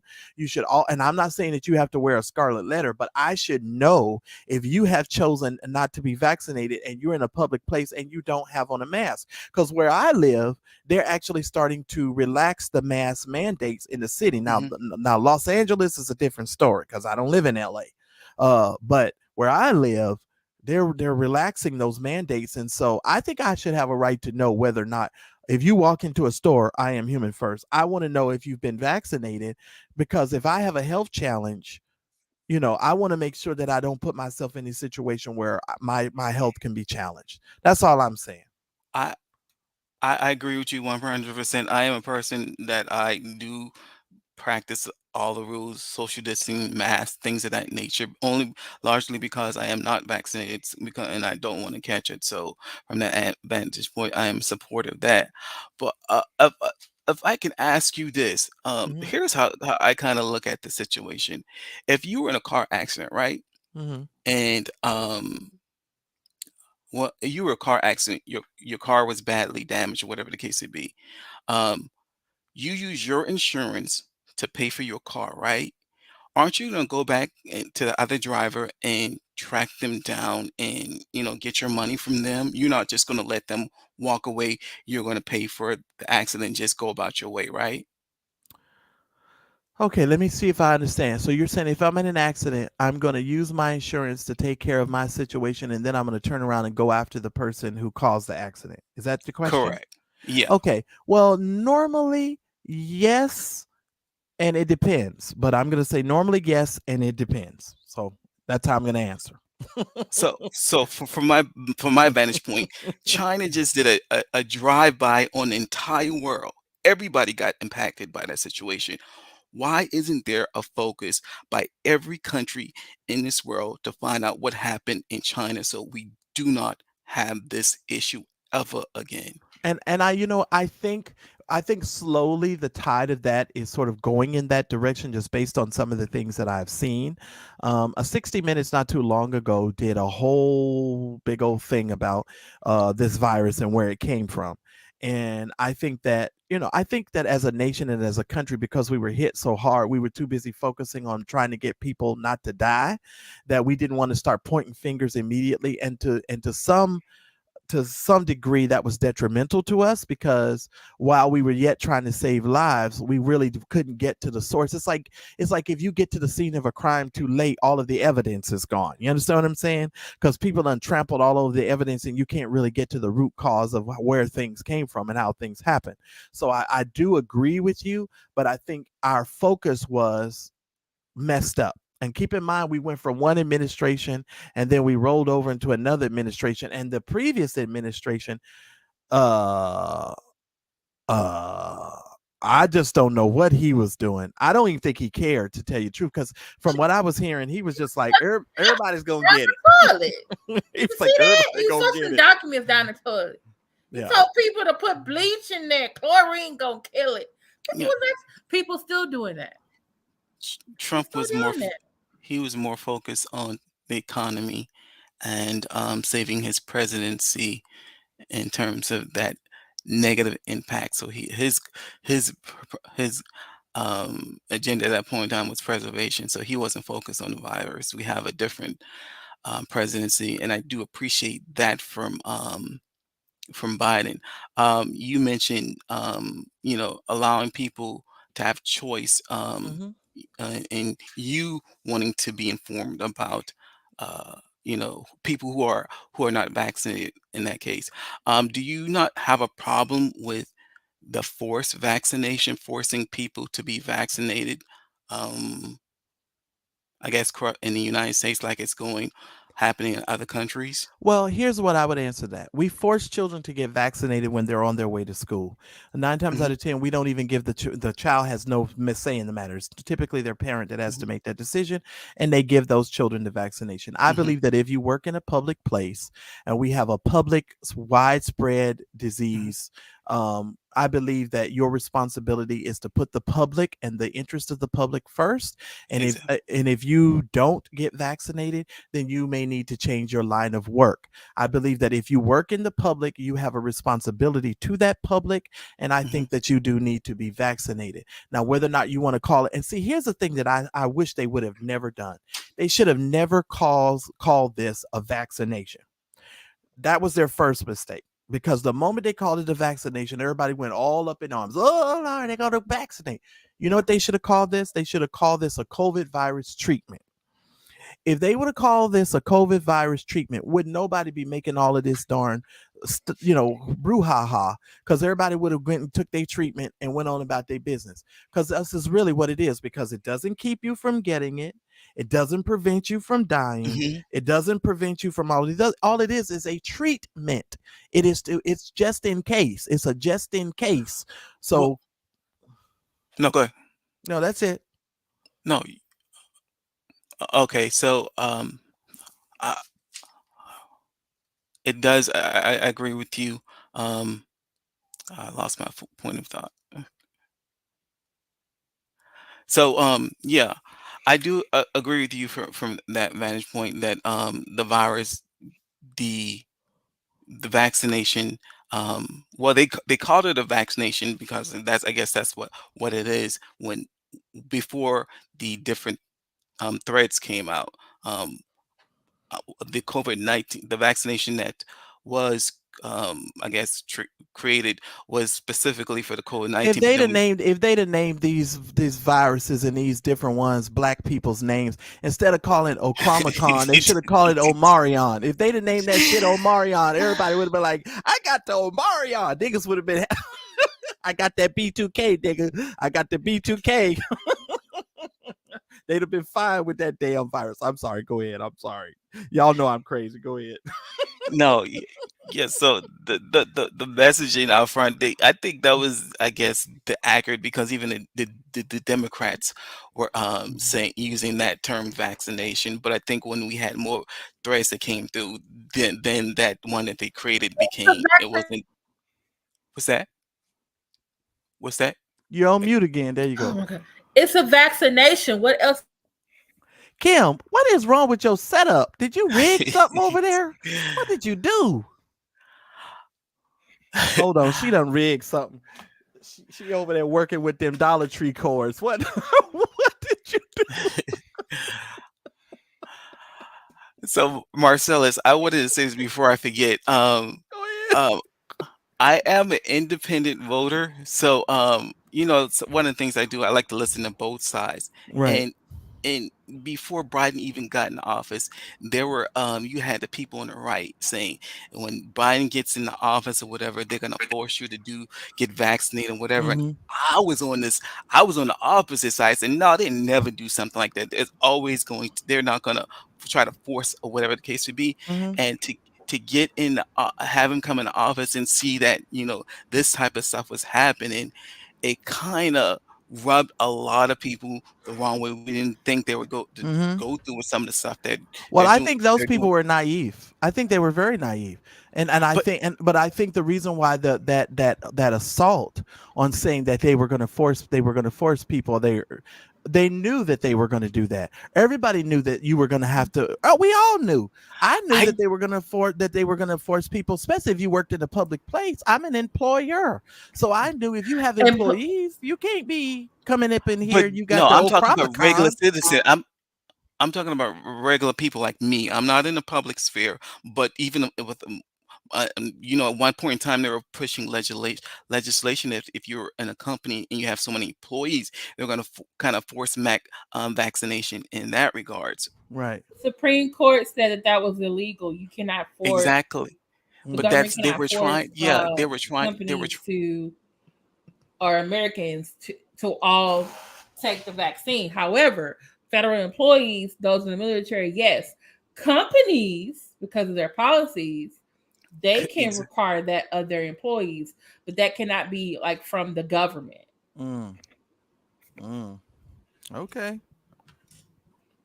But I'm human first. I think you have a valid point. I just know there's a woman that I work with, and I sit on the couple of boards. And when I found out she's not vaccinated, it kind of offended me a little bit because I'm like, you in my face every 5 minutes in these board minutes. And I'm just like, so you know what I did? I made a conscious decision. Every time we have a board meeting, I say, I'll Skype in or I'll Zoom in, but I'm not going to be in the same room with these people that won't be vaccinated. As a matter of fact, one of the board members has had COVID twice already. And I'm just like, no, I'm not coming in there to sit down and have no board meeting and you guys keep catching COVID and it spreads. And see, here's the thing, what a lot of people don't realize, that COVID thing spreads very quickly. Because I know one office that I know, everybody in there caught COVID. It went from one person and then everybody in the whole freaking office caught COVID. And I was like, how did that even happen? You mean nobody is it transmits faster than a cold. Everybody got it. And so I'm just like, nah, man, I don't want that. To me personally, no, I don't want it. And I'm trying to, for the life of me, not to get COVID. I do everything to prevent it. Wash my hands. I'm spraying Lysol everywhere. I'm doing whatever I can to prevent it. See, look at Kelly. Kelly G said, my assistant had it twice. See what I'm saying? See what I'm saying? That's crazy to me. I think they need to call, if COVID was called, go sit your ass down somewhere. Black people are more familiar with that because they used to their mom and their grandmama saying, go sit your ass down somewhere. And see, if it was called that, we know, well, wait a minute, I think they serious about this damn disease. Go sit your ass down somewhere. For real, get out of people's face. Let me ask this question. I don't know if you saw this a couple weeks ago. There was a heart patient who was up for a transplant. They found him a heart. Need to give him a heart. He was not vaccinated. So all he had to do was get vaccinated. He get the heart. That was the hospital policy, that if you're a your organ or on the organ list, that's you bullshit. New organ, you need to have the vaccine. That's bullshit. So he's fighting it. His family's fighting it because they feel like, hey, I probably already have had COVID, so I already have the immunity, so I don't need to take the vaccine. So I thought, like, oh, this is so horrible. This man should. Kim, that's the dumbest shit alive. He shouldn't have to. I felt like the policy was off. Kim, I need a heart. Hold on now. But then I started thinking about all the people who need a heart and how all like the requirements and stuff. So, like, what if he doesn't get the vaccine? They give him the heart anyway. Then he gets the vaccine and die. And it's like, wait, that was somebody else who was already vaccinated, who was ready for that heart, and they didn't get it, and they would have survived. So I always think about, like, what? I don't like your logic. I don't like your logic. My logic, my logic is messed up. Yeah, but I thought about this though. He could actually get the vaccine though, but he's refusing to get the vaccine. So he could get the heart transplant. So I'm trying to figure out, wait a minute. But Kim, his heart transplant should not be predicated upon whether or not he has a vaccine or not. That is true. And that's what I'm thinking. Like, okay, that's what you said. That's just like saying if you've been on a kidney. So if you're on a kidney, my reasoning was flawed, right? So I thought, like, okay. My keeps messing up. Okay. But then I thought about it. He's there. He's married. He has 2 kids. He has 2 parents. One of his father looks like he may die at any moment. And I'm thinking to myself, why aren't you taking the vaccine so that you can survive and get this heart and live? You over there on this mechanical thing for your heart, and you got 2 kids, a wife, and 2 parents. Like, why are you not taking the vaccine? So what happens if he takes the vaccine? Because here's the thing. Most of us who have taken the vaccine, one of those vaccines we got sick with, right? We went down. No, well, some of us. Well, some of us have gotten sick with that damn vaccine. Now, the first shot, was it the first shot? No, I think the first one. The first one, I was down for the count for 3 days. The second one, I was fine. I didn't have no issues. But that first shot, so imagine you give him his first shot and he's heartless. And don't you need your heart to be able to pump blood in order to fight? You know what I'm saying? To fight off diseases and to fight off shit. And so you're gonna make it. You're gonna make this vaccine make me predicated on getting this shit before I can get the one thing that's necessary in order for me to fight shit. So to me, the logic is just flawed. Why are you forcing him to get something that has nothing to do with whether or not he's going to be able to survive with this heart or not? It's stupid. The logic is bad. The logic is completely flawed. You got me thinking now. That's dumb. And I'm sorry to say, he should have punched him in the mouth. As soon as they said that shit, I'd have been like that. I'd have started yelling in the hospital, "You motherfuckers is dumb." That's what I'd have got ghetto. But I guess because I saw his parents, they were talking about they're like, and I felt like I was gonna start crying listening to his parents saying, "Oh, my son has to get this vaccine in order to get this organ," but he's like, "No, he's not gonna get the organ." And they're like, do what other people do. Get a fake card and say you done had it. And then I'm looking at the dad is talking. Like he may go himself, but he's like, "I'm willing to give my son my heart if he can live." And I'm just like, "Oh Lord, somebody's giving the man a heart." Oh Lord, that's the wrong person. Kim over there about to cry. You're like Sally, Jesse, Raphael. I know, Lord right? Jesus. But at the same time, I'm just like, you got these parents, you got these two kids, you got a wife. Kim, that's the logic is flawed. He should not have to be forced. Like you said, the hospital policy, you got to get vaccinated again. So did they change so they had to change the policy or create that policy because before COVID, there was no policy, right? Exactly. So that's dumb shit. It's just dumb shit. That's just like if you've been on a kidney list for 12 years and then all of a sudden the kidney becomes available and these motherfuckers tell you, "Oh, you can't have a kidney unless you vaccinated." I'm going to be like, pump your brakes. You got to be kidding me. What does the vaccine have to do with this whole kidney? Because let's just say the research, you can't even give me any statistical data, Kim, that says if I take this vaccine and upon getting this kidney or heart transplant, I stand a greater chance of survival, because we don't have no data to substantiate those types of claims. So why in the hell would you make it mandatory for somebody to take a vaccine? That's fucking dumb.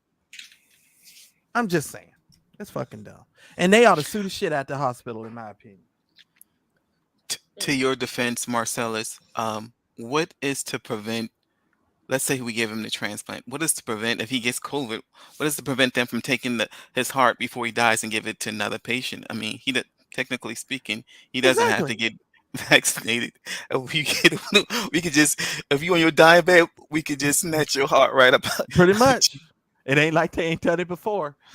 Because you remember that you remember that one old guy that had like 5 heart transplants? I don't know if y'all ever remember. Y'all need to look at that. Was it the Rockefeller or Vanderbilt guy? No, he was like a rich, I think he was a Vanderbilt it was the Rockefeller, wasn't This he? dude had like 32 hearts. He had like 32 hearts. Where they find 32 hearts to put in this old dude? I'm just saying. This dude had heart after heart after heart after heart transplant. I'm just saying. Give me a break. Okay, I'm looking at this article right now. It said the Boston Hospital says most transplant programs around the country set similar requirements to improve patients' chances of survival.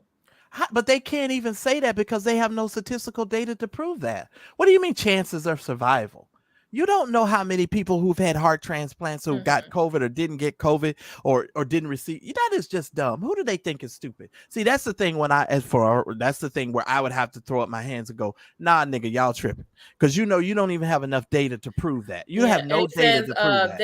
This is what they're saying.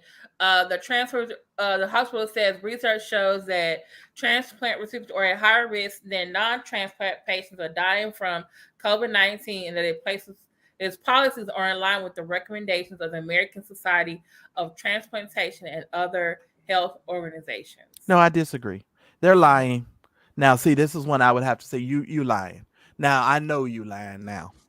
Now I know you lying because you don't have enough statistical data to prove that. You don't even have enough data to prove what you're saying. So I'm sorry. I would have to call bullshit on that. Sorry.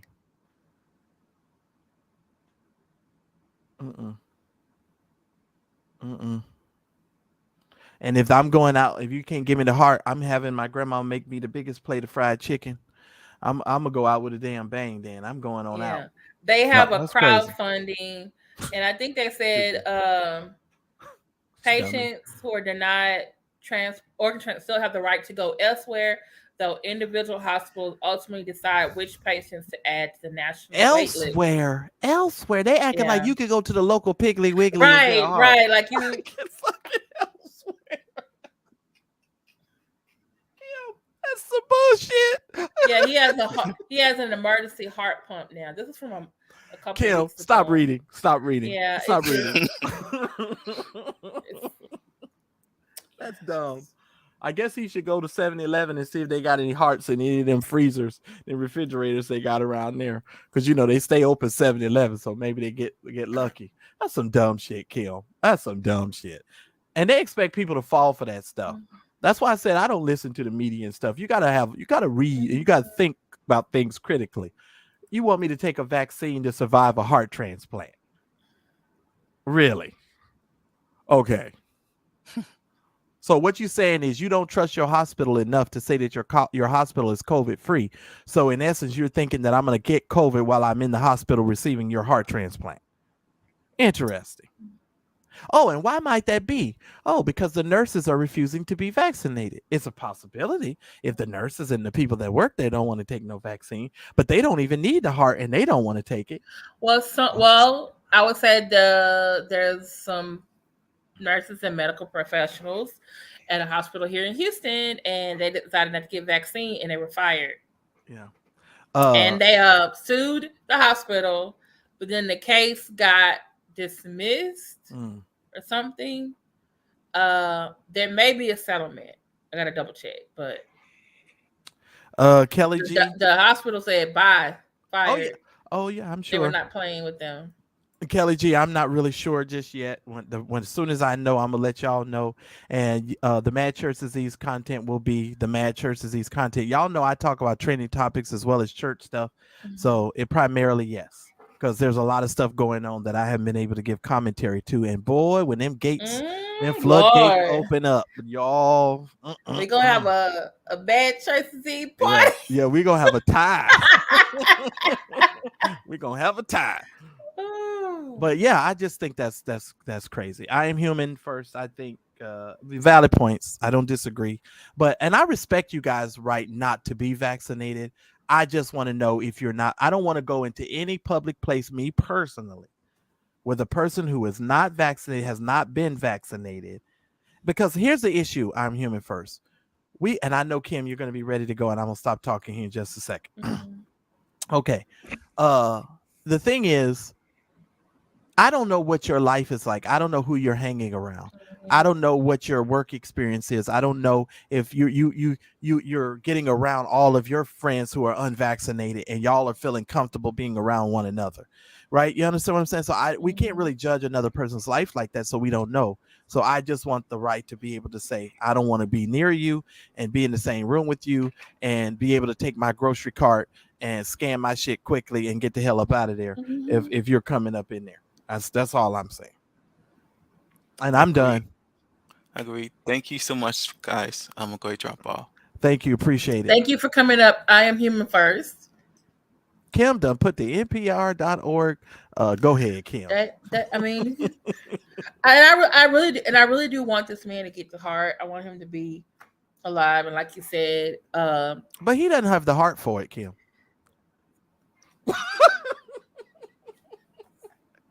He don't have a heart for it. I'm not gonna do this with you.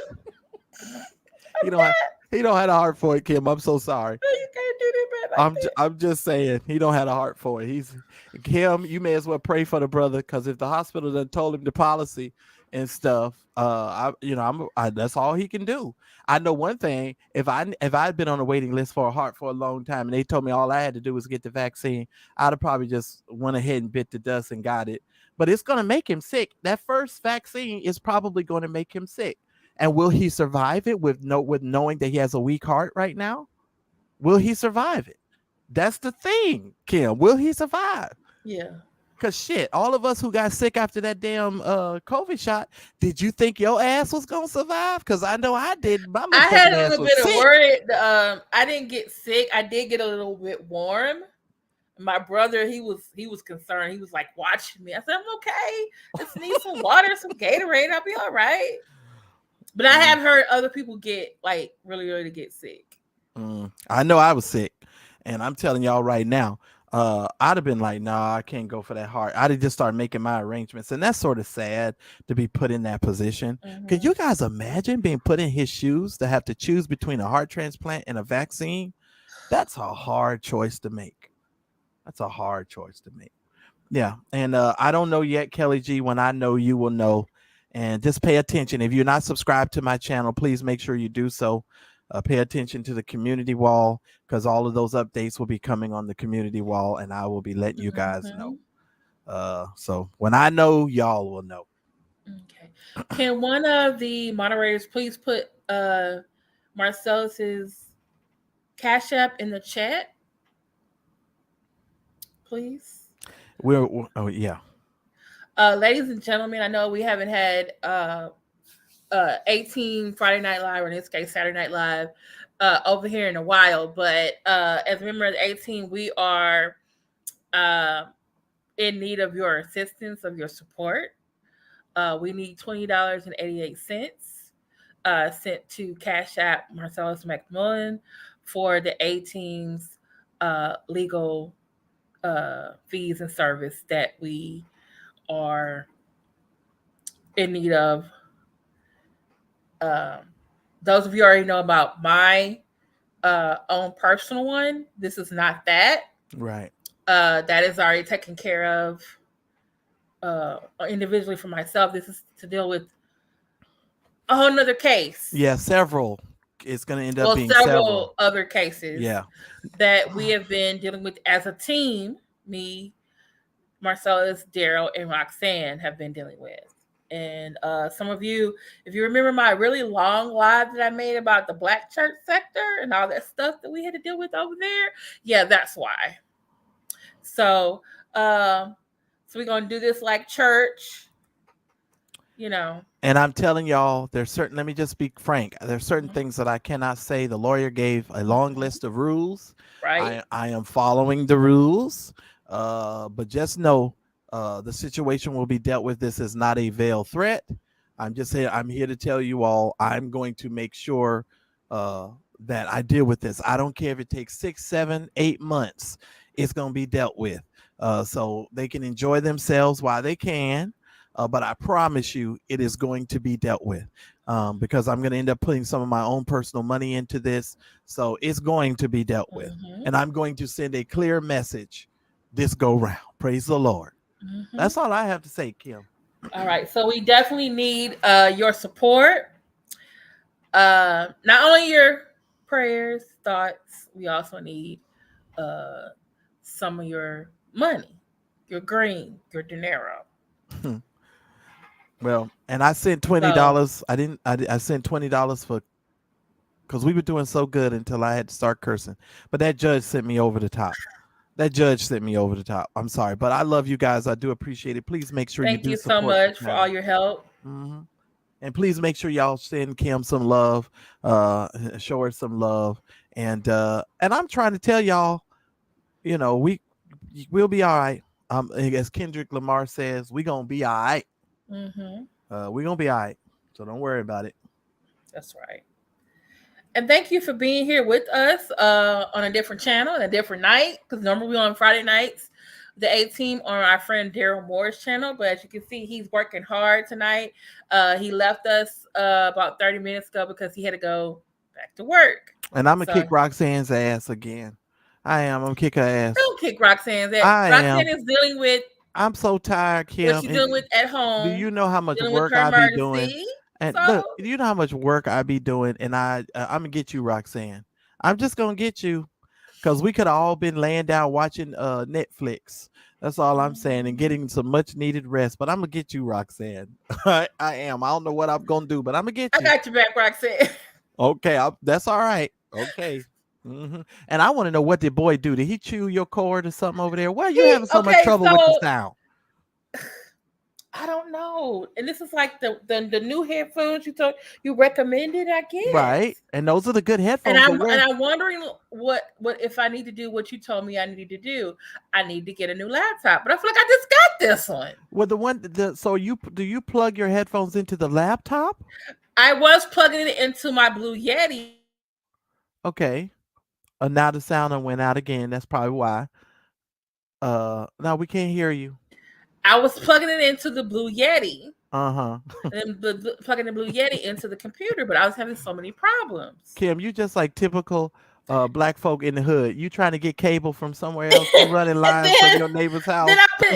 Then I took it out and just put it in the headphone piece, and it was working fine until today. Okay, so do you have it plugged into the Blue Yeti? Oh, we can't hear your answer because you went out again. Okay, I want you, for me, we can't hear you. I need you to plug in, work it into your Blue Yeti and use your Blue Yeti. But you shouldn't even do that right now because it's probably not going to work. We can't hear you. Put it back where you had it. Say something. Jesus. Hello? Okay. I had that before and it would stop working. Oh, you sound great now. You sound great. And it stopped working, and my mic and my camera would come unplugged because I was doing it with the camera, and it started messing up. I took the laptop into the shop. They're like, "Oh, your hardware, not hardware, your." This little mic of mine, I'm gonna let it shine. Oh, I just feel like this little mic of mine. I needed to do. I need to get a new laptop, but I feel like I just had this one like a year and a half. I'm gonna let it shine. Every plug I have, Lord. Kim, you are too funny. I just say I can't get another laptop again. Okay, Kim. You just got a new laptop, so obviously it's not a laptop problem. Now, it could be a plug issue with the actual plug into your laptop, so you might need to focus on your Blue Yeti. But anyway, we can talk about that on our Wednesday meeting. I love you guys. Appreciate you guys. I'm going to shut my mouth and let Kim close out the show. You are so funny, Kim. And then boy comes over here, wants me to rub him or wants to eat, and he wants to... and don't let nobody be at the door. All these cords will be gone. So you don't have them zip tied. You don't have them like tied up to where they're not like spread all out, or or that the dog I need to zip tie them. Okay, see, that's the conversation we need to have on. It is. But now he over there on the couch, all laid up like he been working all day, like he had a job or something. Yeah, well, that's his house. Dog, but he Well, Zoe had the nerve last night. I sat down on the floor, and because I was gonna let the dogs just come up and just lay all on me, and we have some time together, right? Mm-hmm. So I sit on the floor. Here comes Holly, because Holly's gonna be fine. She's gonna lay on me. She's gonna do whatever, right? Mm-hmm. But Zoe's big ass gonna come up because Zoe just thinks, I guess because she's bigger, she could just double paw me like I'm a hoe or something. I mean, just straight up double pawed me, and I'm sitting on the ground. I'm like, no, you gotta back up, like calm down. She's a dog, but she's big. Zoe's big. Like when Zoe gets on her hind leg, she's tall. So I'm just sitting here like, because this is a golden doodle, and I'm just like, I know. So I'm pushing Zoe off me, like, bitch, you better back up, like you would any, and you better back up. So I back up. So after I did it like the second or third time, because she scratched me on my arm, right? Mm-hmm. So I was like, yo, you being too wild. You got to calm down. Do you know this bitch stood across the room and started barking at me? I mean, was literally barking at me. Roof, roof. I mean, looking dead at me. And I'm like, I don't give a fuck. You gonna back up. You're not gonna be all over me. I was like, I know this chick is not barking at me. I said, okay. I said, all right. So for the rest of the night, I didn't pay Zoe no attention. None whatsoever. Why you do her like that? Because Zoe needs to understand, first of all, you don't treat me that way. And if I tell you not to be coming up on me, scratching me, because Zoe just thinks she can just double paw you. I could be sitting at the table about to eat. Zoe would literally come up and put both paws on my face. Yeah, boy does the one paw. Like, boy, come on. I'm like, I'm eating, first of all, and that ain't gonna fly because I don't mess with you when I'm at the table. Ignoring him, he'll come up on his hind legs. Please, like, better get your ass up out of here. I don't play that. If it was, you ignore the dog. Wait I a minute. Can't ignore a boy for very long. But you know darn well. He makes me mad. I'm later on. I'm be like, boy, are you okay? But Kim, you know, if this was our parents, your ass would be on the back porch tied up with a rope. You know Yep. damn well you wouldn't even be in the house. I'm just saying. Right. You'd be outside in the field somewhere barking on that. Roo, roo, roo, roo, want everybody to pay you some attention. I'm just saying. That's all I got. Let's say good night, everybody. Good night, everyone. Thank you so much for being here. Just to let you know, meet us next week, Friday, on my friend Darryl Moore's channel. And just in case you don't know who we are and who are the A team, I'm gonna let you know. In the criminal justice system, sexually based offenses are considered especially heinous. On the internet, the dedicated detectives who investigate these vicious felonies are members of an elite squad known as the A Team.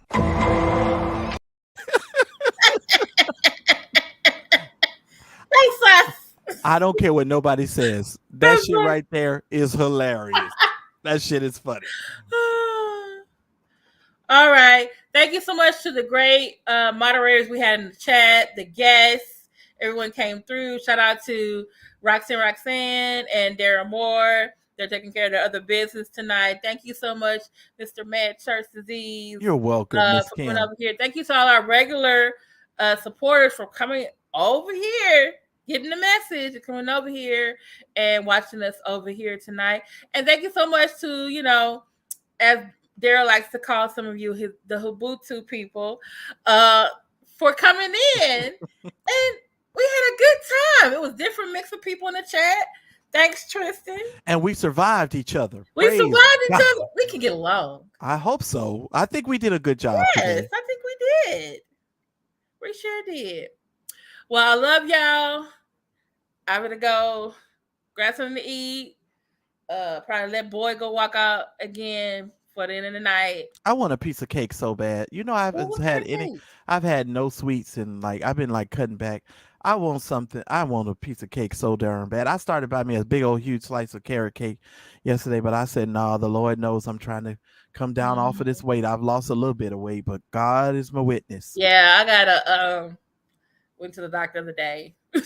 It's hard, you know, but you know the thing that I've done, Kim, just to help you out, I literally the sugar, I've cut back on all that sugar.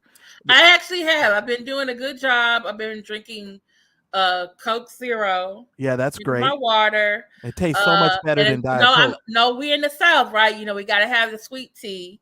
So I've been trying to do half and half. So if I go out, I'll say, can I have half sweet tea and half unsweet tea? No, here's what you should do. Or I'll get the sweet tea and I'll say, can you put the diet lemonade in it?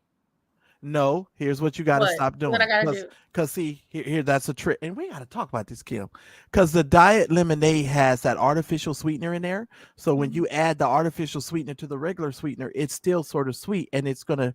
When I'm doing my study, all it's doing is it's tricking your pancreas to thinking that you're taking sugar, so it's releasing certain things in your pancreas that you don't need because you're actually using an artificial sweetener. So here's what you do: you mix unsweetened tea with that lemonade. Okay. Okay. Right. So don't mix any sweeten anything with the lemonade, or if you're gonna have or do right. Wait, you saying do regular lemonade and unsweetened tea? No. You can do the diet lemonade with the unsweetened tea. That's correct. So it would be the diet lemonade with unsweetened tea. Okay, I'm gonna try that this week. Okay, you understand what I'm saying? Because you're not getting the double sugar. Because the idea is to cut away the sugar, and all of that stuff. So and then and we'll talk about some more of that later. We need to have a whole show on that because Black people need to cut out all that sugar and all that white rice. I really am trying to cut out the sugar because I always think about this. What would I rather have the sugar on? Cake. That's the wrong way. Ice cream or tea. I can't have both. You know what I'm saying? I can't have. If you give me a choice like that, I'm gonna fucking choose cake every time. Are you fucking kidding? Why waste sugar and calories on drinks? But I'm just saying, I would choose cake every time. You know better than that, Kim. No. But I'm just saying, in my mind, the way it works is okay, I gotta cut out some sugar. What's the easiest way for me to? I know exactly I can cut out sugar. Oh, okay, on sugary drinks. Let's go right now.